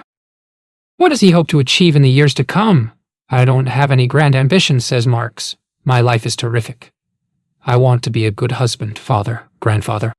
And now I want to keep seeing things in the investment world that other people don't see and describing them clearly for my clients. He plans to work indefinitely because he finds it intellectually rewarding, not because he has an unquenchable thirst for money or status. He recalls his Japanese studies professor explaining a Buddhist teaching that you have to break the chain of getting and wanting, an aimless cycle of craving that leads inevitably to suffering. But Marx acknowledges that amassing wealth has given him freedom and security and made him less afraid. So far, at least, becoming a billionaire doesn't seem to have caused him a whole lot of suffering. Looking back on his lucky life, he has the humility to recognize that his talent alone was never enough, that so much had to break in his favor for him to achieve this level of success. That knowledge helps to protect him from the pride that goeth before a fall. For now, Marx is about as close as anyone gets to being a master of the universe. But if there's one thing he knows for sure, it's that change will come. And all of us will need to adapt. Chapter 4. The Resilient Investor. How to build enduring wealth and survive the wildness that lies in wait. The real trouble with this world of ours is not that it is an unreasonable world, nor even that it is a reasonable one. The commonest kind of trouble is that it is nearly reasonable, but not quite. Life is not an illogicality, yet it is a trap for logicians. It looks just a little more mathematical and regular than it is. Its exactitude is obvious, but its inexactitude is hidden. Its wildness lies in wait. Chesterton, as a young investment analyst at Société Générale in Paris in the 1960s, Jean-Marie Avillard had no idea what he was doing. His bosses indoctrinated him in the conventional stock-picking strategy of their era. Basically, their game was to trade actively the big stocks in the index. And that was all, he says. Like everyone around him, he obediently followed this respectable path to mediocre returns. As he would later observe, it's much warmer inside the herd. Avillard began to stray in 1968 after the bank posted him to New York. That summer, he was biking in Central Park with 2 French students from Columbia Business School. They told him about Benjamin Graham, who developed the discipline of value investing while teaching there in the 1920s. Avillard read his book Security Analysis and The Intelligent Investor and instantly saw the light. He compares his discovery of Graham to the religious conversion of Paul Claudel, a French writer who found God spontaneously while standing in Notre Dame Cathedral in 1886. I was illuminated by Ben Graham's approach. I had found what I was looking for. Avillard tried to convince his bosses to let him invest according to his new beliefs. But they hadn't heard of Graham and couldn't see the attraction of his alien philosophy. So Avillard kept playing the game the old way. In all, he says, I wasted 15 years of my professional life. Finally, at the age of 39, he was set free. The bank made him the manager of Sogin International, a mutual fund so small and obscure that nobody cared what he did with it. When Avillard took charge in 1979, the fund had only $15 million assets. Based in Manhattan, he worked alone for years, relishing the lack of interference from his corporate overlords back in France. His new investment strategy was built on one all-important insight that he drew from The Intelligent Investor. Because the future is uncertain, you want to minimize your risk, says Avillard. Like most great truths, it is so simple that it's easy to miss its significance, to gloss over its surface without internalizing its far-reaching implications. It was a lesson that Graham had learned from harrowing experience. Born in London in 1894, he grew up in a prosperous household in New York. supported by a family business that imported porcelain from Europe. But Graham's father died at 35, leaving his widow to raise 3 sons on her own. The business collapsed, so she converted their home into a boarding house, which also failed. To make matters worse, she borrowed money to buy shares and was cleaned out in the panic of 1907, when the stock market lost nearly half its value within weeks. Graham, who had grown up with a cook, a maid, and a governess, later recalled the shame at our disgrace when the family was forced to sell its possessions in a public auction. These childhood memories alone could have explained Graham's fixation on how to achieve resilience in the face of uncertainty. But in the years that followed, he confronted a series of calamities: World War I, the crash of 1929, and the Great Depression. After making a fortune as a money manager in the 1920s bull market, he lost 70% from 1929 to 1932. These experiences led him to a disturbing realization: the future of security prices is never predictable. Forged in fire, Graham constructed an investment credo that prioritized survival. He summed it up in the final chapter of The Intelligent Investor, which was written in the wake of the Holocaust. In the old legend, the wise men finally boiled down the history of mortal affairs into the single phrase, "This too will pass." Confronted with a like challenge to distill the secret of sound investment into 3 words, we venture the motto, margin of safety. Graham explained that a margin of safety could be attained by buying stocks and bonds at a favorable discount to their appraised value. That gap between price and value would provide a cushion to absorb the impact of an investor's own miscalculations, worse than average luck, and the unknown conditions of the future. It was a worldly wise strategy, built on a recognition of human frailty and the hazards of history. We make mistakes. We have bad luck. The future is unknown. Graham concluded that buying undervalued assets would give investors a better chance for profit than for loss. But he warned that this was still no guarantee that a specific investment wouldn't go horribly wrong. The solution? Abelard, like Graham, was a child of uncertainty. He was born in the French city of Poitiers in 1940, just months before Germany invaded the country. His wary, fretful, slightly mournful view of life was influenced by sermons he heard as a child while visiting his grandmother's Roman Catholic church in the French countryside. Speaking to a community that had suffered the recent trauma of defeat, bloodshed, and bombing, the priest would say, "Don't count on being happy on this earth. This is a valley of tears. You can only be happy in the afterworld." Thus, Abelard was primed to accept Graham's warnings that investors must expect and withstand adversity. In Graham's heyday, there were so many distressed assets in the United States that he didn't need to look for bargains overseas. But Abelard cloned and then modified the strategy for another era, scavenging globally for stocks that cost at least 40% less than his estimate of their value. He based his appraisals on a conservative view of what a reasonable acquirer might pay in cash for the entire company. To borrow Graham's phrase, this was an approach based not on optimism but on arithmetic. For good measure, Abelard routinely owned more than 100 stocks. Buffett and Munger had the stomach to hold a more concentrated portfolio, but Abelard couldn't bring himself to do it. "I'm too skeptical about my own skills," he admits, and too worried that it could just blow up. His strategy worked, and he earned a reputation for high returns with low risks. Business Week and Morningstar feted him. Financial planners and brokers flooded him with their clients' assets. He hired a team of analysts and launched 2 new funds. Still, he never lost his sense of trepidation.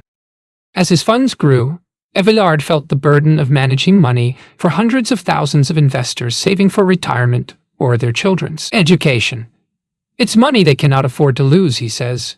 "If I screwed up, I was very aware of the fact that I was making daily life more difficult for the investors in my fund. That pushed me to try to be cautious." Abelard's rigorous focus on valuation kept his shareholders safe.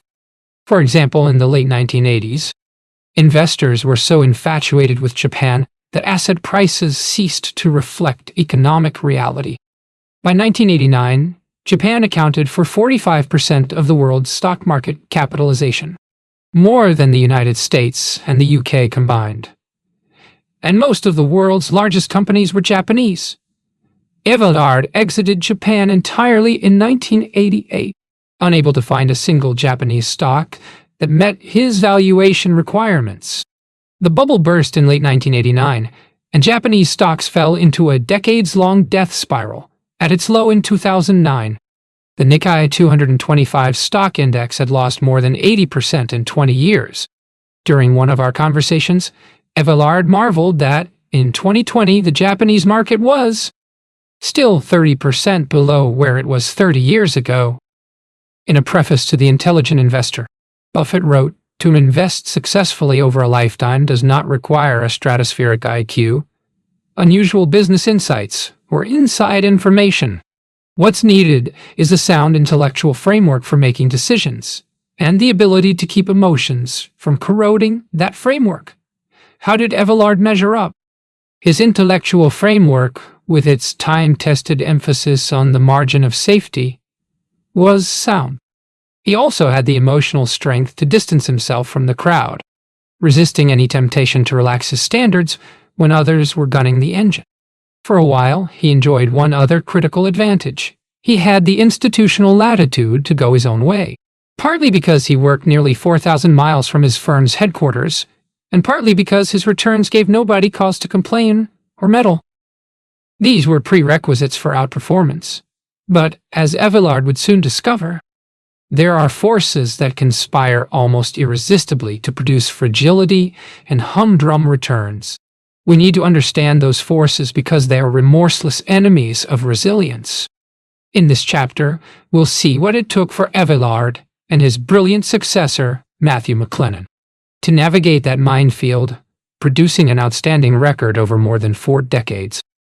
Their thinking offers many lessons on how to build and keep a fortune over your investment lifetime. To lag is to suffer. Abelard's troubles began in 1997. By then, he had an 18-year record of avoiding mishap and beating the market in his worst year. Sogen International had lost a paltry 3%. Along the way, his assets under management had soared to 1. Or consider the fate of eToys. The online retailer went public in May 1999 at 84 that October and went bankrupt 18 months later. Or consider Cisco Systems. The networking firm's market value rocketed from $500 billion in less than 500 days, making it, briefly, breaking it, the world's biggest company. Then the bubble burst, and the stock plunged 86%. Abelard, a man who fretted for a living, refused to board the roller coaster. Analytically, it wasn't a hard decision, given the ludicrous valuations and the notorious difficulty of predicting which tech companies will endure and which will flame out. But he took the extreme position of owning no tech at all. It requires real bravery for fund managers to diverge radically from the market indexes because, if they're wrong, they can jeopardize their entire career. That's particularly unappealing if you're married, have kids, or just fancy the idea of preserving your luxurious lifestyle. An easier option is to underweight certain stocks or sectors instead of avoiding them entirely. The specter of career risk helps to explain why many funds hug the index, condemning themselves to unexceptional returns, but sparing themselves exceptional grief. Abelard, who has a streak of indomitable obstinacy, did not take the easy option. As a result, he lagged the market by miles for 3 long years, while tech stocks went nuts. In 1998 alone, the Nasdaq gained 39.6%, and the MSCI World Index gained 24.3%, while Sogen International lost 0.3%. The following year, Sogen International roared back, returning 19.6%. Pretty good, right? That year, the Nasdaq shot up 85.6%. Abelard's relative returns looked pitiful in an era when any buffoon could hit the jackpot, and his shareholders weren't inclined to thank him for acting responsibly. On the contrary, his prudence started to seem like slow professional suicide. To lag is to suffer, says Abelard. It becomes psychologically painful, but also financially painful. After 1 year, your shareholders are upset. After 2 years, they're furious. After 3 years, they're gone. Indeed, Sojin lost 70% of its shareholders in less than 3 years, and its assets under management dwindled from more than 2 billion. Understandably, his bosses were not amused. His employer, Société Générale, seldom fired anyone. If they thought you couldn't do the job anymore, they put you in a small office with nothing to do. Still, in 1999, he began to think the unthinkable. Maybe they'll kick me out. The mutual fund business can be marvelously profitable. It's not capital intensive, and it boasts unusually high operating margins. The late Marty Whitman, a renowned investor with a gift for tactless truth-telling, once told me that fund managers are competitive in every way, except when it comes to lowering their fees. The executives who run mutual fund companies have strong incentives to keep gathering assets. They're not fools or villains. They're pragmatic business people who focus heavily on sales and marketing. An outperformer such as Abelard was a prized asset in good times, but in bad times, it was easy to cast him as a zealot whose extremism placed everyone's bonuses at risk. If credulous investors wanted to buy .com stocks, why not give them what they wanted? Why not feed the ducks while they were quacking? The pressure was palpable. Abelard heard that one senior executive had grumbled behind his back that he was half senile. Abelard, who was only 59, reported the incident to his wife, Elizabeth, a battle-hardened investment banker. My wife did not even lift her eyes from the magazine she was reading. She said, only half. Another executive analyzed the alarming rate of redemptions from Sojin's funds and claimed to have figured out the exact date, which was not very distant, at which we would be left with zero to manage. Abelard felt under siege. Even the board of the fund went against me. They said, how come you don't see what everybody else is seeing, which is that you have to be in the tech, media, and telecom stocks? He tried to explain that his investment style was ill-suited to fast-changing sectors, filled with racy companies, trading at irrational valuations. But he sounded out of touch, a relic who didn't understand the wondrous innovations of the new economy. He'd always expected to suffer bouts of underperformance. In the past, he'd trailed the market for several months at a time, but 3 years? It had gone on for so long that there were days when I thought I was an idiot, he confesses. You do, in truth, start doubting yourself. Everybody seems to see the light. How come I don't see it? Was it possible that the markets had changed beyond recognition, and his investing style was no longer applicable? Julian Robertson, a hedge fund legend who'd generated stunning returns for 2 decades by betting on undervalued stocks and shorting overvalued stocks, closed his funds in early 2000. In a rational environment, this strategy functions well, Robertson grumbled. But in an irrational market, where earnings and price considerations take a backseat to mouse clicks and momentum, such logic, as we have learned, does not count for much. Still, Abelard struggled on, refusing to abandon logic or retire. His mother once told him that he'd found the only occupation in which he could be reasonably successful. I think she may be right. On top of that, I only know how to do value investing. I could not operate differently. In the end, Société Générale found a tactful way to get rid of him. It sold his fund group to a small investment bank, Arnhold and S. Everyard, who owned a 19.9% stake in the fund business, had worked at the same firm since 1962. Now, after 3 years of dismal underperformance, he was traded to another team like some washed-out athlete. The sale was almost comically mistimed. It was announced in October 1999, and the deal closed in January 2000. 2 months later, on March 10th, the tech bubble burst.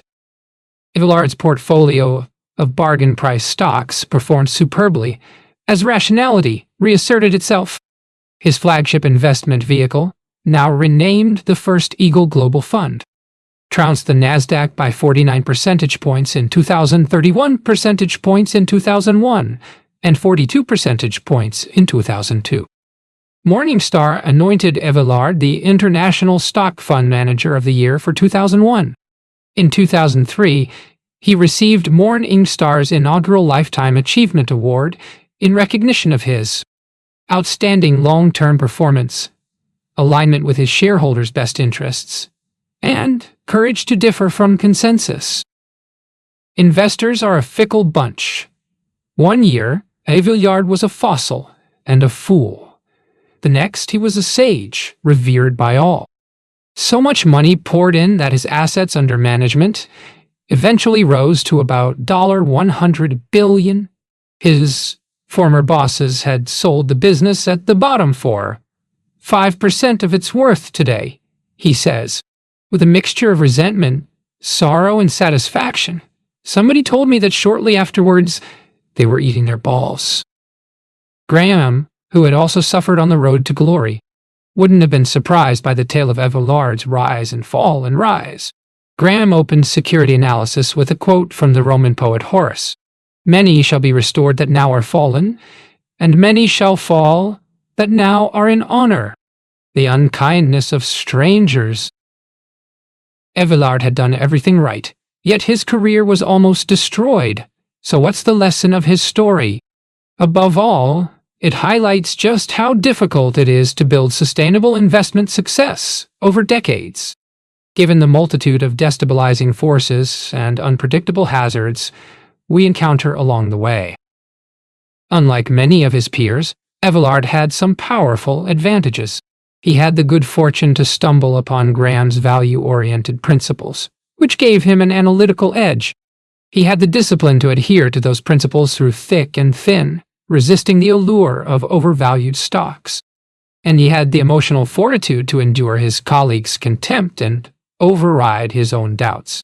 In short, he belonged to a small minority that's equipped intellectually and temperamentally to outperform over the long haul. Even so, these formidable strengths weren't sufficient to make him a truly resilient investor. How come? The trouble was, Evillard operated from a position that was structurally unsound. First, he was at the mercy of his investors, since they could redeem their shares daily, forcing him to sell stocks when they were cheapest instead of buying them. Their wayward emotions and erratic judgment posed an external threat over which he had no control. Second, he was acutely vulnerable to pressures from inside his own firm, including his colleagues' concern that he threatened their financial interests by refusing to invest in tech. Even worse, he served at the pleasure or displeasure of his corporate masters. He wasn't in charge. It's hard enough to make rational decisions in a crazy market that has renounced traditional valuation measures. It's infinitely harder if you're also barraged by external pressures from shareholders jumping ship, colleagues with their own commercial agenda, and bosses who lose faith in you at precisely the wrong moment. As you can see from Evillard's travails, fragility comes in many forms. So it follows that financial resilience must also be multifaceted. It's revealing that Buffett and Munger have structured Berkshire Hathaway to be resilient in every way. For example, they vowed never to keep less than $137 billion in cash, making it indestructible even in the face of unprecedented uncertainty. Buffett and Munger also buy high-quality businesses that should prosper for decades, even in times of turmoil or inflation. And their insurance operations are vastly overcapitalized, so they can withstand catastrophes that would bury weaker firms. Berkshire also has the structural advantage of being a public company, not a fund. So they're investing permanent capital that can never be yanked away by panicked shareholders. If you run a mutual fund, you're always worried that the shareholder will abandon you if you're temporarily not doing well. Says Evillard, to some extent what Buffett has with Berkshire Hathaway is a closed-end fund. He can't suffer from redemptions. During the financial crisis, Berkshire stock took a hit, plunging 57% from September 2008 to March 2009. But this short-term market volatility had zero impact on the long-term value of the business. On the contrary, Buffett used the crisis to boost Berkshire's value by injecting billions of dollars on preferential terms into wounded giants such as Goldman Sachs, General Electric, and Bank of America. Guy Spear, whose hedge fund has owned Berkshire for more than 20 years, says Buffett has systematically set himself up to be the last man standing.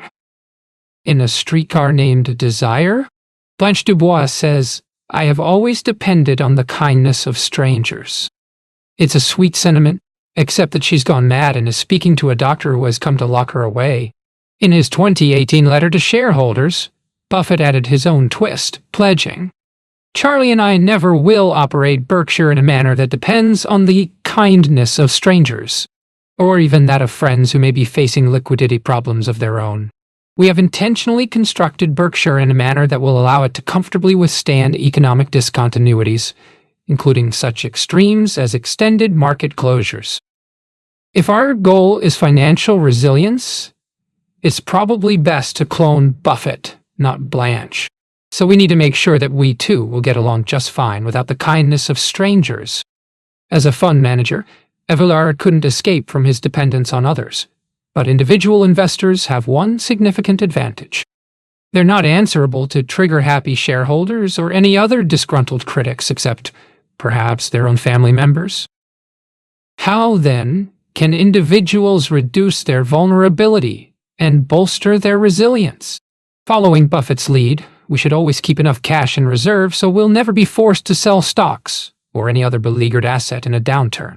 We should never borrow to excess because, as Evillard warns, debt erodes our staying power. We should avoid the temptation to speculate on hot stocks with supposedly glorious growth prospects but no margin of safety. And we should bypass businesses with weak balance sheets or a looming need for external funding, which is liable to disappear in times of distress.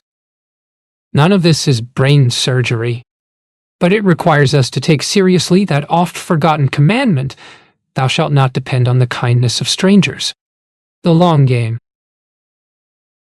It also helps if we're not in an excessive rush to get rich. In 2014, I asked Irving Kahn to share the most important lessons of his extraordinarily long career. By then, he was 108 years old and had worked on Wall Street since 1928. Nobody in the investment business had survived more turmoil, so I regarded him as the living embodiment of financial and biological resilience. For Kahn was too frail to see me in person, but his grandson Andrew, an analyst at the family's investment firm, Kahn Brothers, read him my questions and wrote down his answers. It turned out that this was Kahn's final interview, as he died just 3 months later at the age of 109. Kahn became Graham's teaching assistant at Columbia in the 1920s, and they remained friends for decades. I wanted to know what he'd learned from Graham that had helped him to prosper during his 86 years in the financial markets. Kahn's answer: "Investing is about preserving more than anything. That must be your first thought, not looking for large gains. If you achieve only reasonable returns and suffer minimal losses, you will become a wealthy man and will surpass any gambler friends you may have. This is also a good way to cure your sleeping problems." As Kahn put it, the secret of investing could be expressed in one word: safety. And the key to making intelligent investment decisions was always to begin by asking, "How much can I lose?" He explained, considering the downside is the single most important thing an investor must do. This task must be dealt with before any consideration can be made for gains. The problem is that people nowadays think they're pretty smart because they can do something quite rapidly. You can make the horse gallop, but are you on the right path? Can you see where you're going? Kahn's defensive mindset reminds me of the warning that's pounded into the heads of medical students. First, do no harm. For investors, that instruction requires a minor tweak. First, do no self-harm. When we try to explain investment success, we're naturally drawn to racier aspects of the game. It's more fun to tell tales of bold bets that earn billions than to drone on about all of the accidents that never happened. But accident avoidance matters because it's so hard to recover from disaster.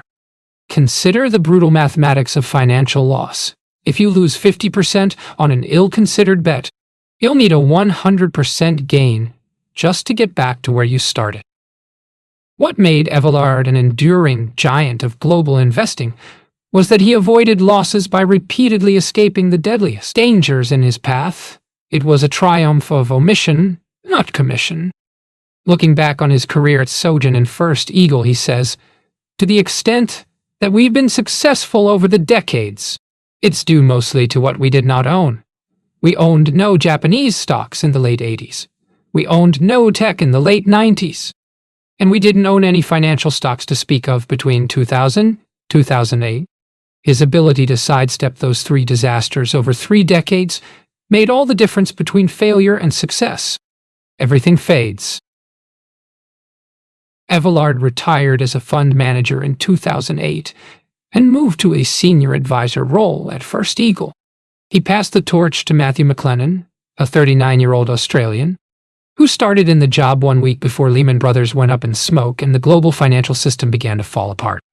Today, with more than 100,000 in the global fund in 1979, it would have grown to 5 million if you'd invested in the index, a difference of almost $9 million. That's the beauty of compounding. Small advantages build over decades into an overwhelming margin of victory. The paradox is that Abelard and McLennan hit the ball out of the park without ever swinging for the fences. McLennan attributes their success to a consistent focus on risk mitigation, error elimination, and prudent acts of omission.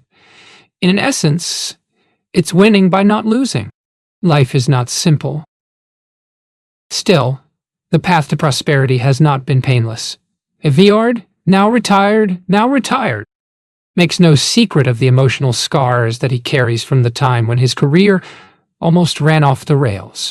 Looking back on his life, he also regrets that he struggled to balance work and family.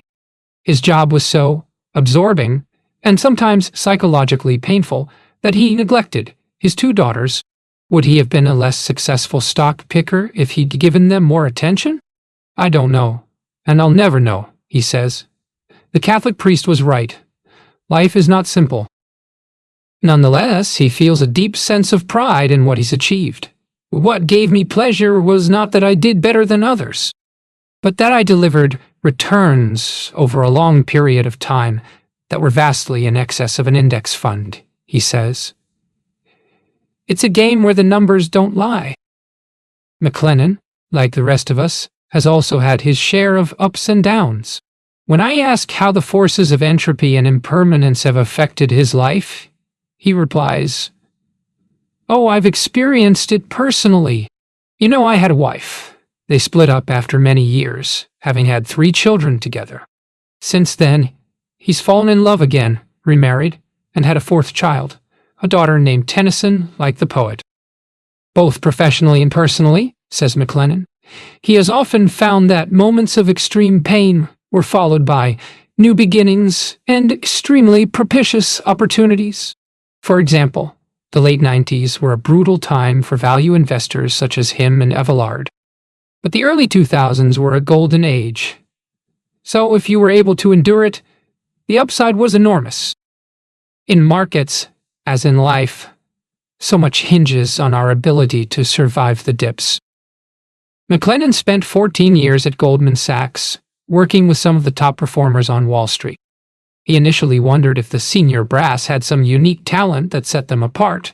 What I learned over time is that often it was just the people who didn't give up, who just kept learning, kept evolving, stuck to it, and were willing to live through adversity.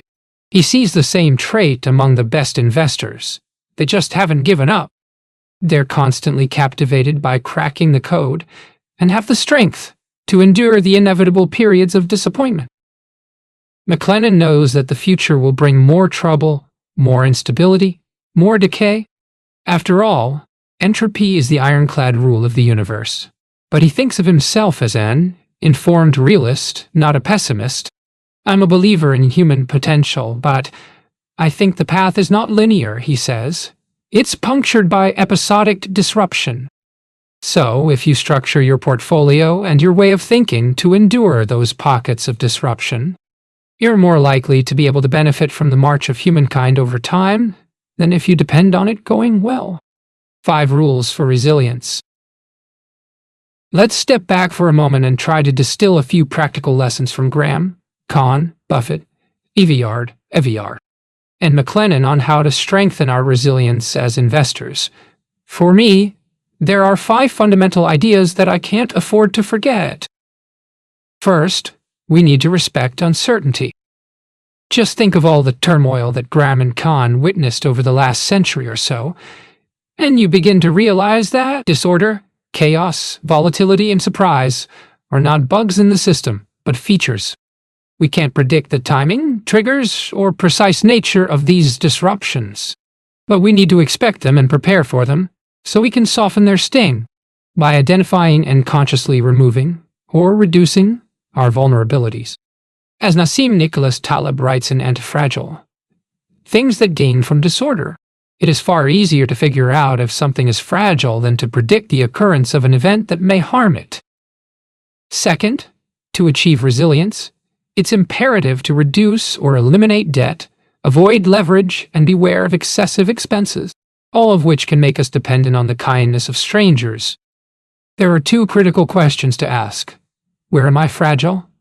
And how can I reduce my fragility? If, say, all of your money is in one bank, one brokerage, one country, one currency, one asset class, or one fund, you may be playing with a loaded gun. With luck, you can get away with anything in the short term. With time, the odds rise that your vulnerability will be exposed by unforeseen events. Third, instead of fixating on short-term gains or beating benchmarks, we should place greater emphasis on becoming shock-resistant, avoiding ruin, and staying in the game. To some degree, the upside will take care of itself as economies grow, productivity improves, populations expand, and compounding works its magic. But as Kahn warned, we can't afford to ignore the downside. Fourth, beware of overconfidence and complacency. Aristotle observed, the character which results from wealth is that of a prosperous fool. Personally, if there's anything I'm sure of, it's that I'm irrational, ignorant, self-deluding, and prone to all of the behavioral mistakes I laugh at in others, including the perilous habit of trusting that the future will resemble the recent past.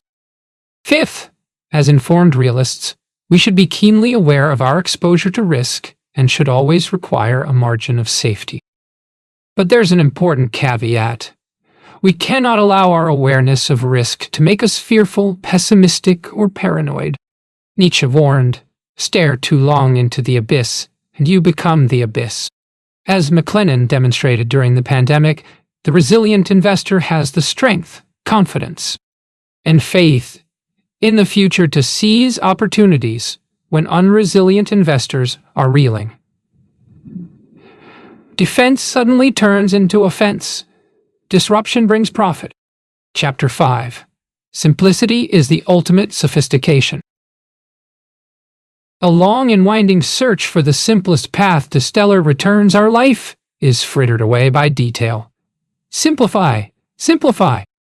Henry David Thoreau.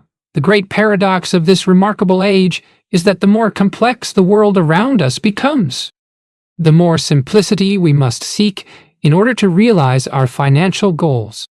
Simplicity indeed is the master key to financial success. Jack Bogle. The humidity is stifling. On summer days like this, even the hardiest New Yorkers fantasize about escaping from the heat trapped between the city's skyscrapers. Down on Wall Street, the aspiring plutocrats buttoned up in their formal business suits must be gasping for air.